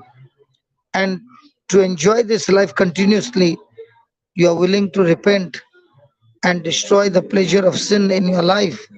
And you want to now run day and night carrying this pure water inside of you, the gospel message.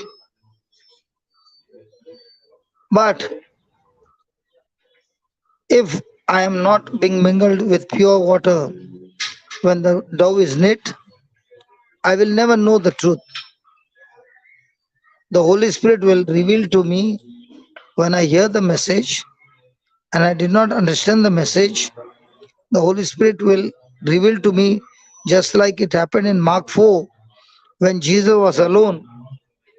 They who heard the message did not understand, and they went and asked Jesus to explain to them. And that's the time Jesus said, to you has been given the power to know the secret and the mysteries of God. But to those who are outside, they will see and see and not see. They'll hear and hear and not perceive. Because if they had to understand, then they would surely be converted and their life be transformed. So very important is, I must first hear the message, and it is through the preaching of the message that the Holy Spirit will give you the revelation. He will give you the understanding. It is through the reading and studying of the word personally and sitting with the Lord alone that the scriptures will look at you, talk to you, and change your thinking. Amen. Praise Amen. God. And before a person can reach the third soil, the devil will short circuit the person on the first soil, that he will not understand. Second soil is where many people get caught up, even me, is getting offended. When the dough is being knit and the pure water is being mingled, is being mixed, and the pressing starts, that process brings pressure on people, and we can quickly get offended. Now, the moment I'm offended, I might mingle with others, but I'm still not the leavened bread. Sorry, I'm still the impure bread, not the pure bread. So, for me to become pure, I have to use the water that is mingled, that is used while preparing the knit, while preparing the dough. If that is not right, that even though I become a dough ready to be made into a bread, the quality of the bread will still be impure. I hope, Christina, the question that you asked, you have got some answer of it. Yes, Papa, I have, and especially because I bake my own bread at home, I can understand this even better. So, if you are making your own bread, can I ask you a question? Yes. If you were in Chennai when you were small, or in Hmm. India when you were small, Hmm. surely you would have come across boring water. Yes. Now, if you use that same water in the bread that you make every day in Australia, do you think the quality of the bread will be the same? Not at all. Huh? Not at all, Papa. But you have the best quality wheat that you went and purchased the grains. It doesn't matter though if the You water have is got not. the best people. You have got the best people in your fellowship all around with you. Does that mean the bread will become of a high quality? No. The No. water that you mix has got a big role to do. Absolutely. Praise God. Praise God.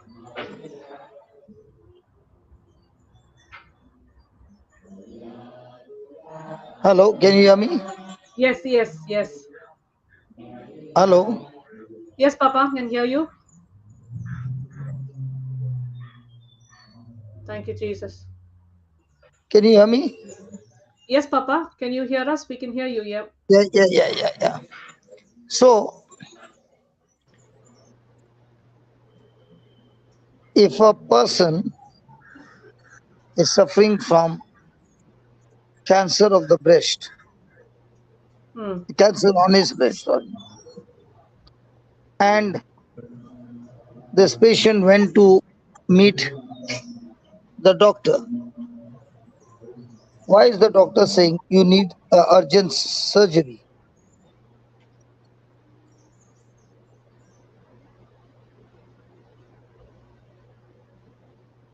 Hello,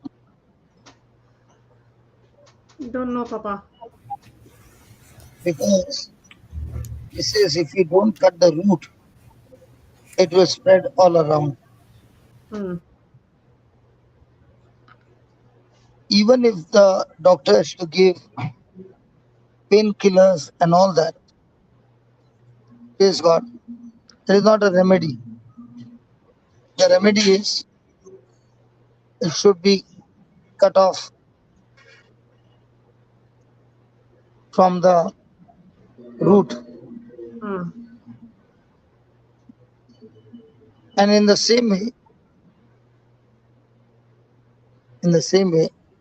when I come to the gospel is the sword in the hand, where the word of God helps me, empowers me to cut off the evil and the wickedness that has been in me, hiding as a dictator.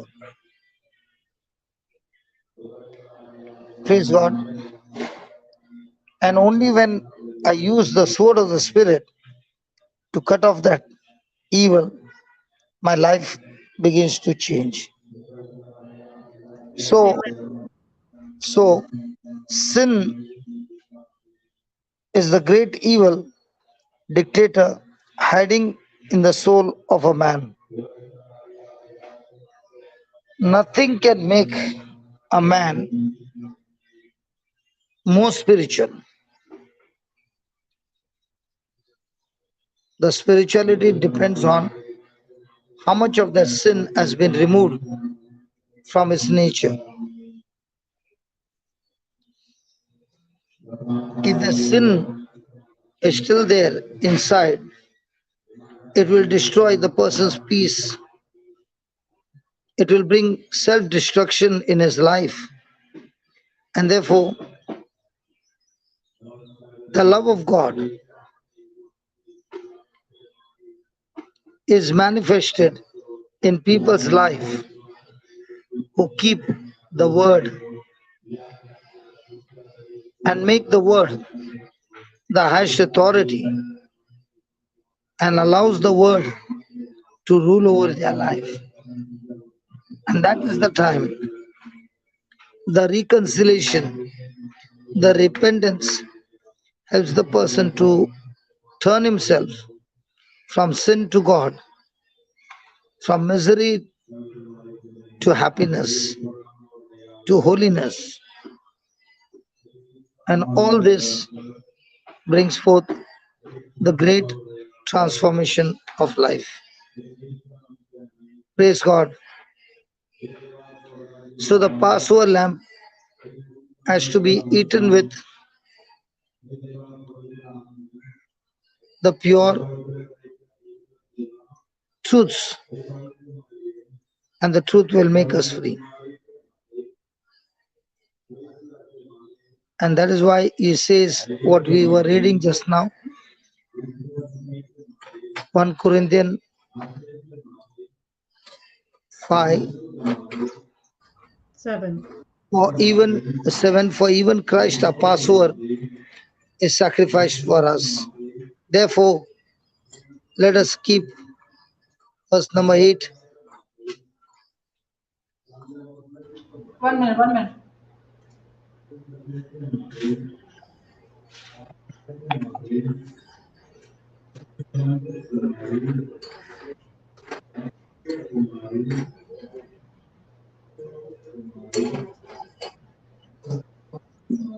CJ, read.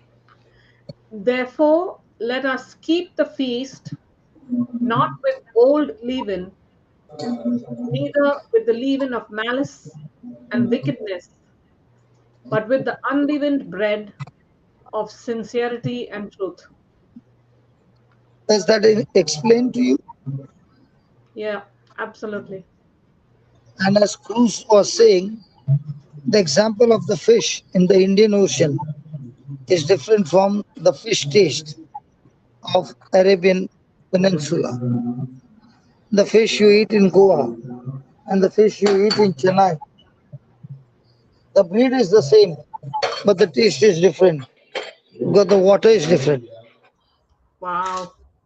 Thank you, Cruz. Wow. So every day when we come to Canada, Hmm. what we are doing is we are mingling ourselves with the pure water that is being sprinkled on us for 2 hours. And after we get wet with the sprinkling, then it's very important that the whole day we keep this wetness on so that this wetness of this water keeps you very, very comfortable and changes your life forever. Absolutely. Absolutely, Papa. Why do you think these people have come from the village? Because they have heard about what has happened to uh, one of their member in their village, and that is Brother Thomas. He began to tell his villagers how his life has changed and how today his life has become a blessing. So when the priest heard this, he made a private bus to bring them here. So, praise God, in a small place, we are trying to put them all together. The beds have come last night, bunk beds. So the assembly is going on. So slowly, we are increasing our capacity to about 150 people because it's only a house. But praise God, the love in each one, even in that uncomfort, nobody experiences the uncomfort, but each one is coming to drink the pure water that helps them to face all this uncomfort and still be comfortable. For me, the greatest retreat is not when the people are comfortable. For me, the greatest retreat is, in spite of all the uncomfort,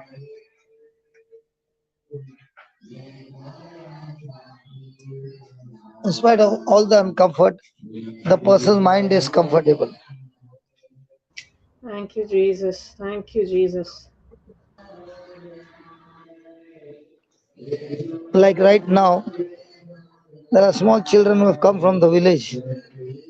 One of the boy is putting one leg on this side of the gate, other side of the gate, and swinging.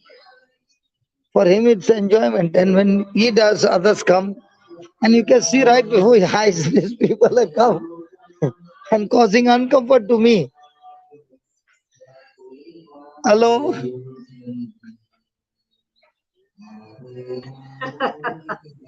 the same thing used to happen when in Goa we had a special retreat for the pickpocketers, and they would come over 25 to 30 people would come.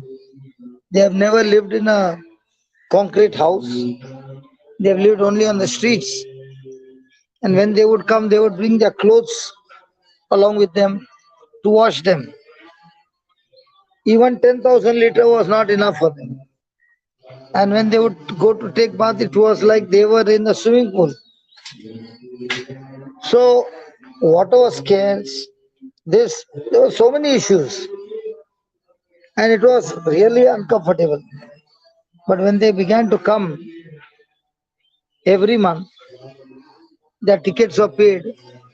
But after many years, when I went to their village, I saw practically everyone gave up their profession and they are living a good life. Now, that uncomfort that I saw on that day was really painful. Breaking the gates, breaking this, breaking the plants, all that. But the joy to see how those seeds got planted in their heart and they gave up their profession and started selling cheap imitation jewelry on the in the train and making their living. I believe now, Christina, you got something about the leaven and the unleavened bread. Definitely, definitely, Papa. Definitely. Praise God. Praise God. Praise God. Honestly speaking, we cannot point finger to anybody because there's a big log in my own eyes. But unless we point out the mistakes which we do, how will there ever be a correction? So we are not here to point finger to the church or anybody, but to show that it has become so common inside the church members that impure water is acceptable in fellowship. But because of which that impurity will not bring a change in people's life. Thank you so much. Thank you, Papa. Thank you. Thank you for this water that you have given us. Thank you. Thank you so much. The pure Please, water. Praise pure God. water. Yes. Pure water. That is Hallelujah. why, even though I'm traveling, if I reach before 6 o'clock, I love to be here because I also learn a lot and we all learn from each other. And that pure water is making an impact in so many people's life. Praise God.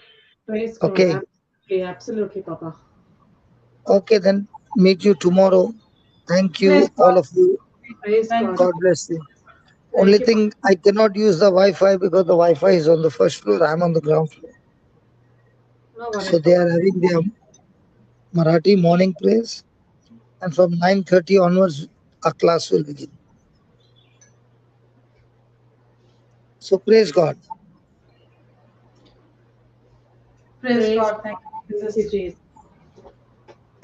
If I give you the example of these people who went from Bombay and Pune, who experienced like Gauri and Pati and Mm. Shirley and Jyoti and all, they went. What did they go and mingle over there? What do you think they gave there? Pure water. Pure water. Now, when they were all knit together, what happened? The whole lump got touched. Amen. And if Friday, Saturday, Sunday, the retreat was conducted over there, there was not one old JCILM member, but all these people who got that pure water, they were the ones who preached for all these 3 days, and people were so much touched. Now, what is that for me? For me, that is the new lump, which is getting newer and newer every day, and more people are knit together, and the gospel is spreading together. Now, when you eat the body of Christ and you drink the blood of Christ, it will you will experience so much of happiness because the water that you mixed to make the dough was pure water. Amen. Amen. Amen. So I'll continue this tomorrow. Praise God. Praise God. Thank you, Jesus. Thank you, Jesus. Sinjana is there. Before we go, I would love to hear from her. Yeah, yeah, she's there. Yes, brother. Good morning, brother and sisters.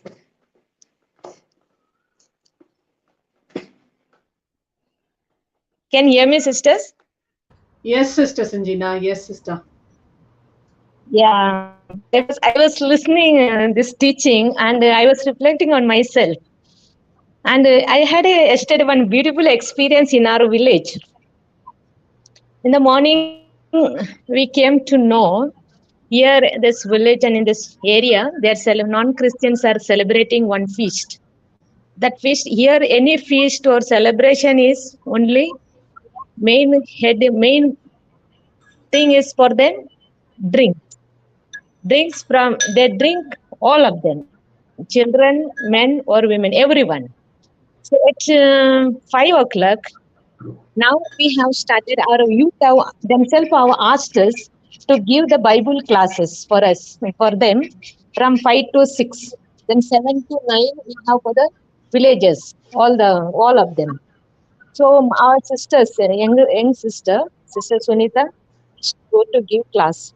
Yesterday when she went, then she was saying, "Sister, there is feast and many of them are drunk, and even in front of our gate only one person came and Dabba fell down." So on other places I saw there were all the things. I just did not say anything to her. I told Sunita, "You go, you wait there. Even one youth comes, you teach them. No problem," I said. So she went, and there were 7 to 8 youth. So she taught and came back. And 7 o'clock I went. Then she before that, Spirit inspired me. Every day we used to have class near the grotto. And I called and told Florence, "Today don't put tarpaulin near the grotto. Put the tarpaulin near the under the tree, little far from the grotto, because it was raining and wet." So they put there, and we have started the class there. At 8 o'clock, there was huge noise, and they were going with the procession with their statue, non-Christians statue, and with that chandam and all that lot of noise, and we could not preach. The soul spirit inspired me. I told them each one, till the procession passes, where we are sitting, we'll just pray in tongues. So we were praying in tongues. So when Sister Sunita and myself were going to the village, I saw our youth, our girls, 7 to 8 girls, were in line, were coming reverse, where we were going further and they were coming this side back. And the moment they saw us, they started to sing and dance. And just I told Sunita, where they are going. No, sister, that procession is there. Then I maybe they are going somewhere. So did not tell anything. I just moved to the grotto. I wanted to tell you, sisters, brothers. So the before who was Sinjina, if that was same, I would have to stop my vehicle, my two-wheeler, and tell them where you all are going. You all are Christians, and you all are youth. Every day 5 o'clock, you all are listening the word of God. Now you all are going there, and you all are singing and dancing. It is not right. All these things I would have given. I would have given them left and right, and would have gone with my pride. I did not say, I was just smiling and thanking God. Thank you, Jesus. In them, the word of God is there. The seed is there in them. They will come. One day they will come back to us. They will come to the word of God. So I just told, and we started, and I asked the people, what about this feast and all? Then they said, sister, there is celebration and all this explanation they gave. Then I told them, only jokingly I told, some of our youth also are going. They were dancing, I said. Okay, and started. I know, just we start everyday classes with the praying in tongues, 15 to 20 minutes. Then we start to share the word of God. You know, when we finished that word of praying in tongues, this full lot who had gone in the group to dance, all the girls and boys came to listen the word of God. And they all are wishing, JC sister, hi, how are you, like that. Then I also said, oh, finished dancing, come, I said, we are waiting for you. And they sat and continued. I did not tell anything about them. So that, it made me see, before and all this, the problem was not in someone else. Problem was in Sinjina, and problem was Sinjina. Because whatever Sinjina is negative, because in me was that. I used to blame the people. I used to judge the people very wrongly. I used to shout. I used to get angry. And I used to walk like one security, or I don't know what, or one army. Like, so the way of my walking and talking is not the right way of what Christians and Christ is called to do. The moment when I was reflecting, I was just thanking and praising God. So my soft way, my softness, my kindness, my mercy brings the people to the fold. And we were there more than 30 people, and we were sharing the word of God. Actually, now I going on tell Sister Sunita, you teach the word of God with the other ladies, because I also teach them in Hindi, then mix the English and they translate and all. We teach them, because I give some examples of saints, how it is. I have not, but yesterday's that teaching was so happy, and people don't want to go. They want to listen more and more. They want to listen more and more. I was thinking how that it is. Then this morning also, one other villages, one other convent sister called me, sister, 4 o'clock we are going to pray someone. Can you come and join us? Sure, I said. So now, as a brother was saying, that it is not that my congregation sisters are bad. That is why always I used to say, not my authority is bad. Not that my sister whom I live in the community is bad. It is my water which is mixed with we call that in Bangalore we can see more. What brother was explaining, that water, calcium we call it is, we vividly we can see that pieces in the water. it comes and falls. And when we don't use the tap more than 1 week, and tap is blocked, and all these things, that is the grace which I was blocking. The grace, another one coming to the church today. Whoever whatever says, Sinjana, I don't blame or shout or anyone. This village, I tell Sunita, when we come back and we share the experience. Actually, in the congregation, according to our rule, we have dinner at 7:30. Now we have night 10:30, because we come back to the convent. Day before yesterday, all day we were out from morning 6 o'clock. Different villages we went. Soon we came here 5 o'clock and soon rushed to the village. We just drank water. When we came back night, we are thinking what we are going to eat, because all day we have not cooked anything. But we are joyful. We are not sad, not tired. We are so happy. Thank God. Then suddenly God had inspired me when Sunita was preaching, giving the class to the youth. I came back to home and she had soaked rice and kept for dosa for next day morning breakfast. Spirit inspired me, you grind that rice and go, because night when you come back you will be late and we have to keep ready for the mass things, and we have to keep the place, because we don't have the big chapel where we stay. We clean and keep.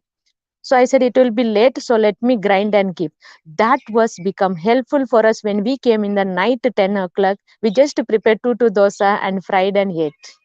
Praise God. How when we are in the word, we are in Christ, nothing is lacking. Even brother was sharing in the Chhattisgarh what is happening when other people come, means even say Gauri and other sisters were living in the city, coming to the village is huge different to live in the village, because I myself experienced.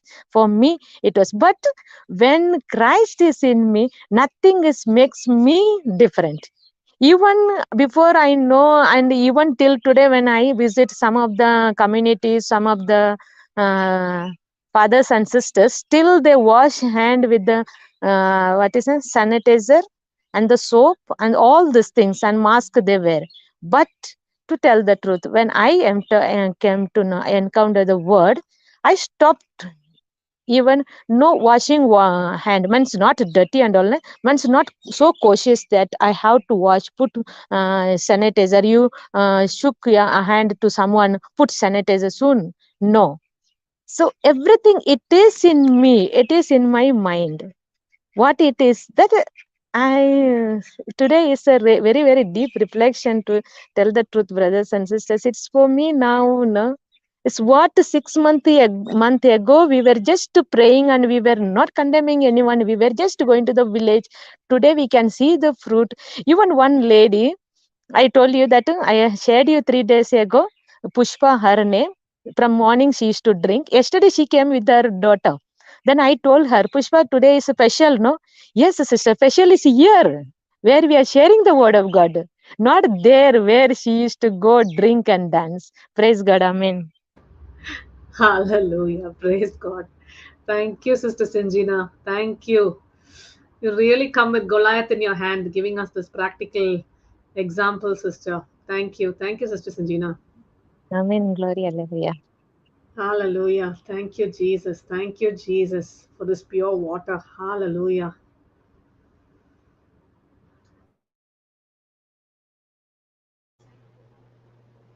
Praise God. Thank you, Jesus. Thank you, Jesus. Thank you, Jesus. Shall we move on to our next assignment? Yes, Sister Marina. Yes. Praise God. Thank you, Jesus. Let's pray in tongues. And CJ, will you do the Thanksgiving? Yes, joyfully. Thank you, Holy Spirit.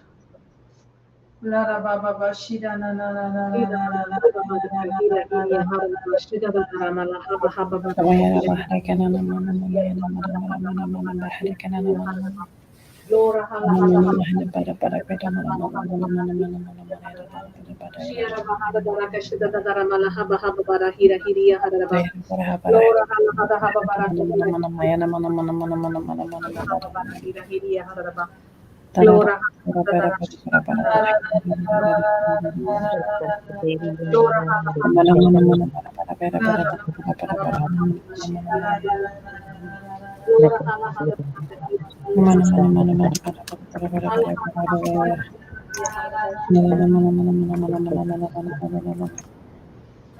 Shiva Baba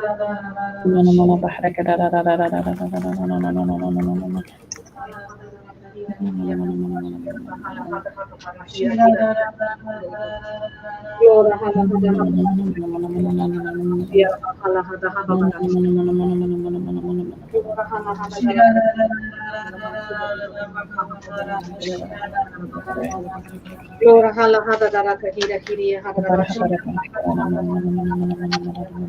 dara mala haba haba bara hada haba bara kahira kiriya hada rabashi dara mala kahira kiriya Glora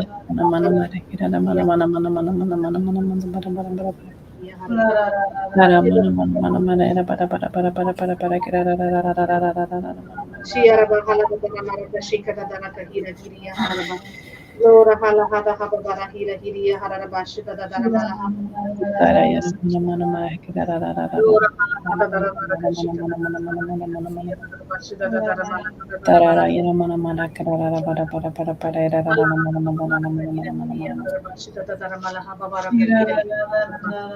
Allah hada haba baraka hira hiriya hada bashida da dara mala Lora da dara baraka la hada dara baraka hira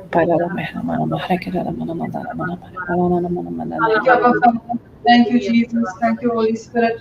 Thank you, Holy Trinity. Praise God. Hallelujah. Thank you, Jesus. We have been here in the name of the Father and of the Son and of the Holy Spirit. Amen. Amen. Abba Father, Jesus, our Savior, Holy Spirit, our comforter, our helper. We thank you for the truths that we have received today. Truths that are so deep that it is through the hearing of these truths that every darkness and every lie and every deception that is in our life will come to the light. Thank you for teaching us that it is the pure water, the preaching and teaching of the Word of God, the meditating on the Word of God, that brings to light the areas of darkness in our life. Thank you, Holy Spirit, that you are perfecting us in our faith and making us one with Christ Jesus. Because it is His blood that is upon us now. The life that we live, it is not our life, but it is a life of faith that we live through Him, with Him, and in Him. Jesus, we thank you for your salvation. We thank you for your obedience to the will of the Father. And we thank you for grace to apply your precious blood upon our lives, upon our doorposts, on our thinking, our speaking, and our everyday living. It is through this application of your substitution in our life that our faith is activated. So many years have gone past us by not understanding this substitution, by not understanding your divine exchange for us. But you are slowly and surely unwrapping all the truths to us through this pure water. And we thank you for these precious moments that we gather as a family, and where this dough is now being united in you, strong in you, firm and established in you, and going forth and bringing others also into the knowledge and to the fullness of this pure water. Thank you, Jesus. You are the perfect sacrificial lamb. Through your body and through your blood, and through the death on the cross for us, the old nature of sin is cut out from the root. Thank you for this newness of life that we have only through you. Not through our intellect, not through our performance, not through our capabilities, but only through you. We humble ourselves, Lord, today, to be taught by you, to be led by you, to be fed by you. Because it is only in you and through you and with you that we have eternal life. The grace of our Lord Jesus, the love of God, and the fellowship, the communion, the union with the Holy Spirit keep us into our next assignments at peace and in perfect peace. Amen, amen, and amen. Amen, amen, and amen. Praise God. Thank you, Jesus. Thank you, Jesus. Thank you, Praise Dr. Elizabeth. Thank you, Sister Thank you, Sanjina. Jesus. Thank you, Brother Peter, Brother Cruz. Thank you, Papa Johnson, for the teaching today. See you all tomorrow at 6 o'clock Indian Standard Time. Jesus loves you, and we love you too. Have a blessed day. Have a blessed night. Praise God. Thank you, Jesus.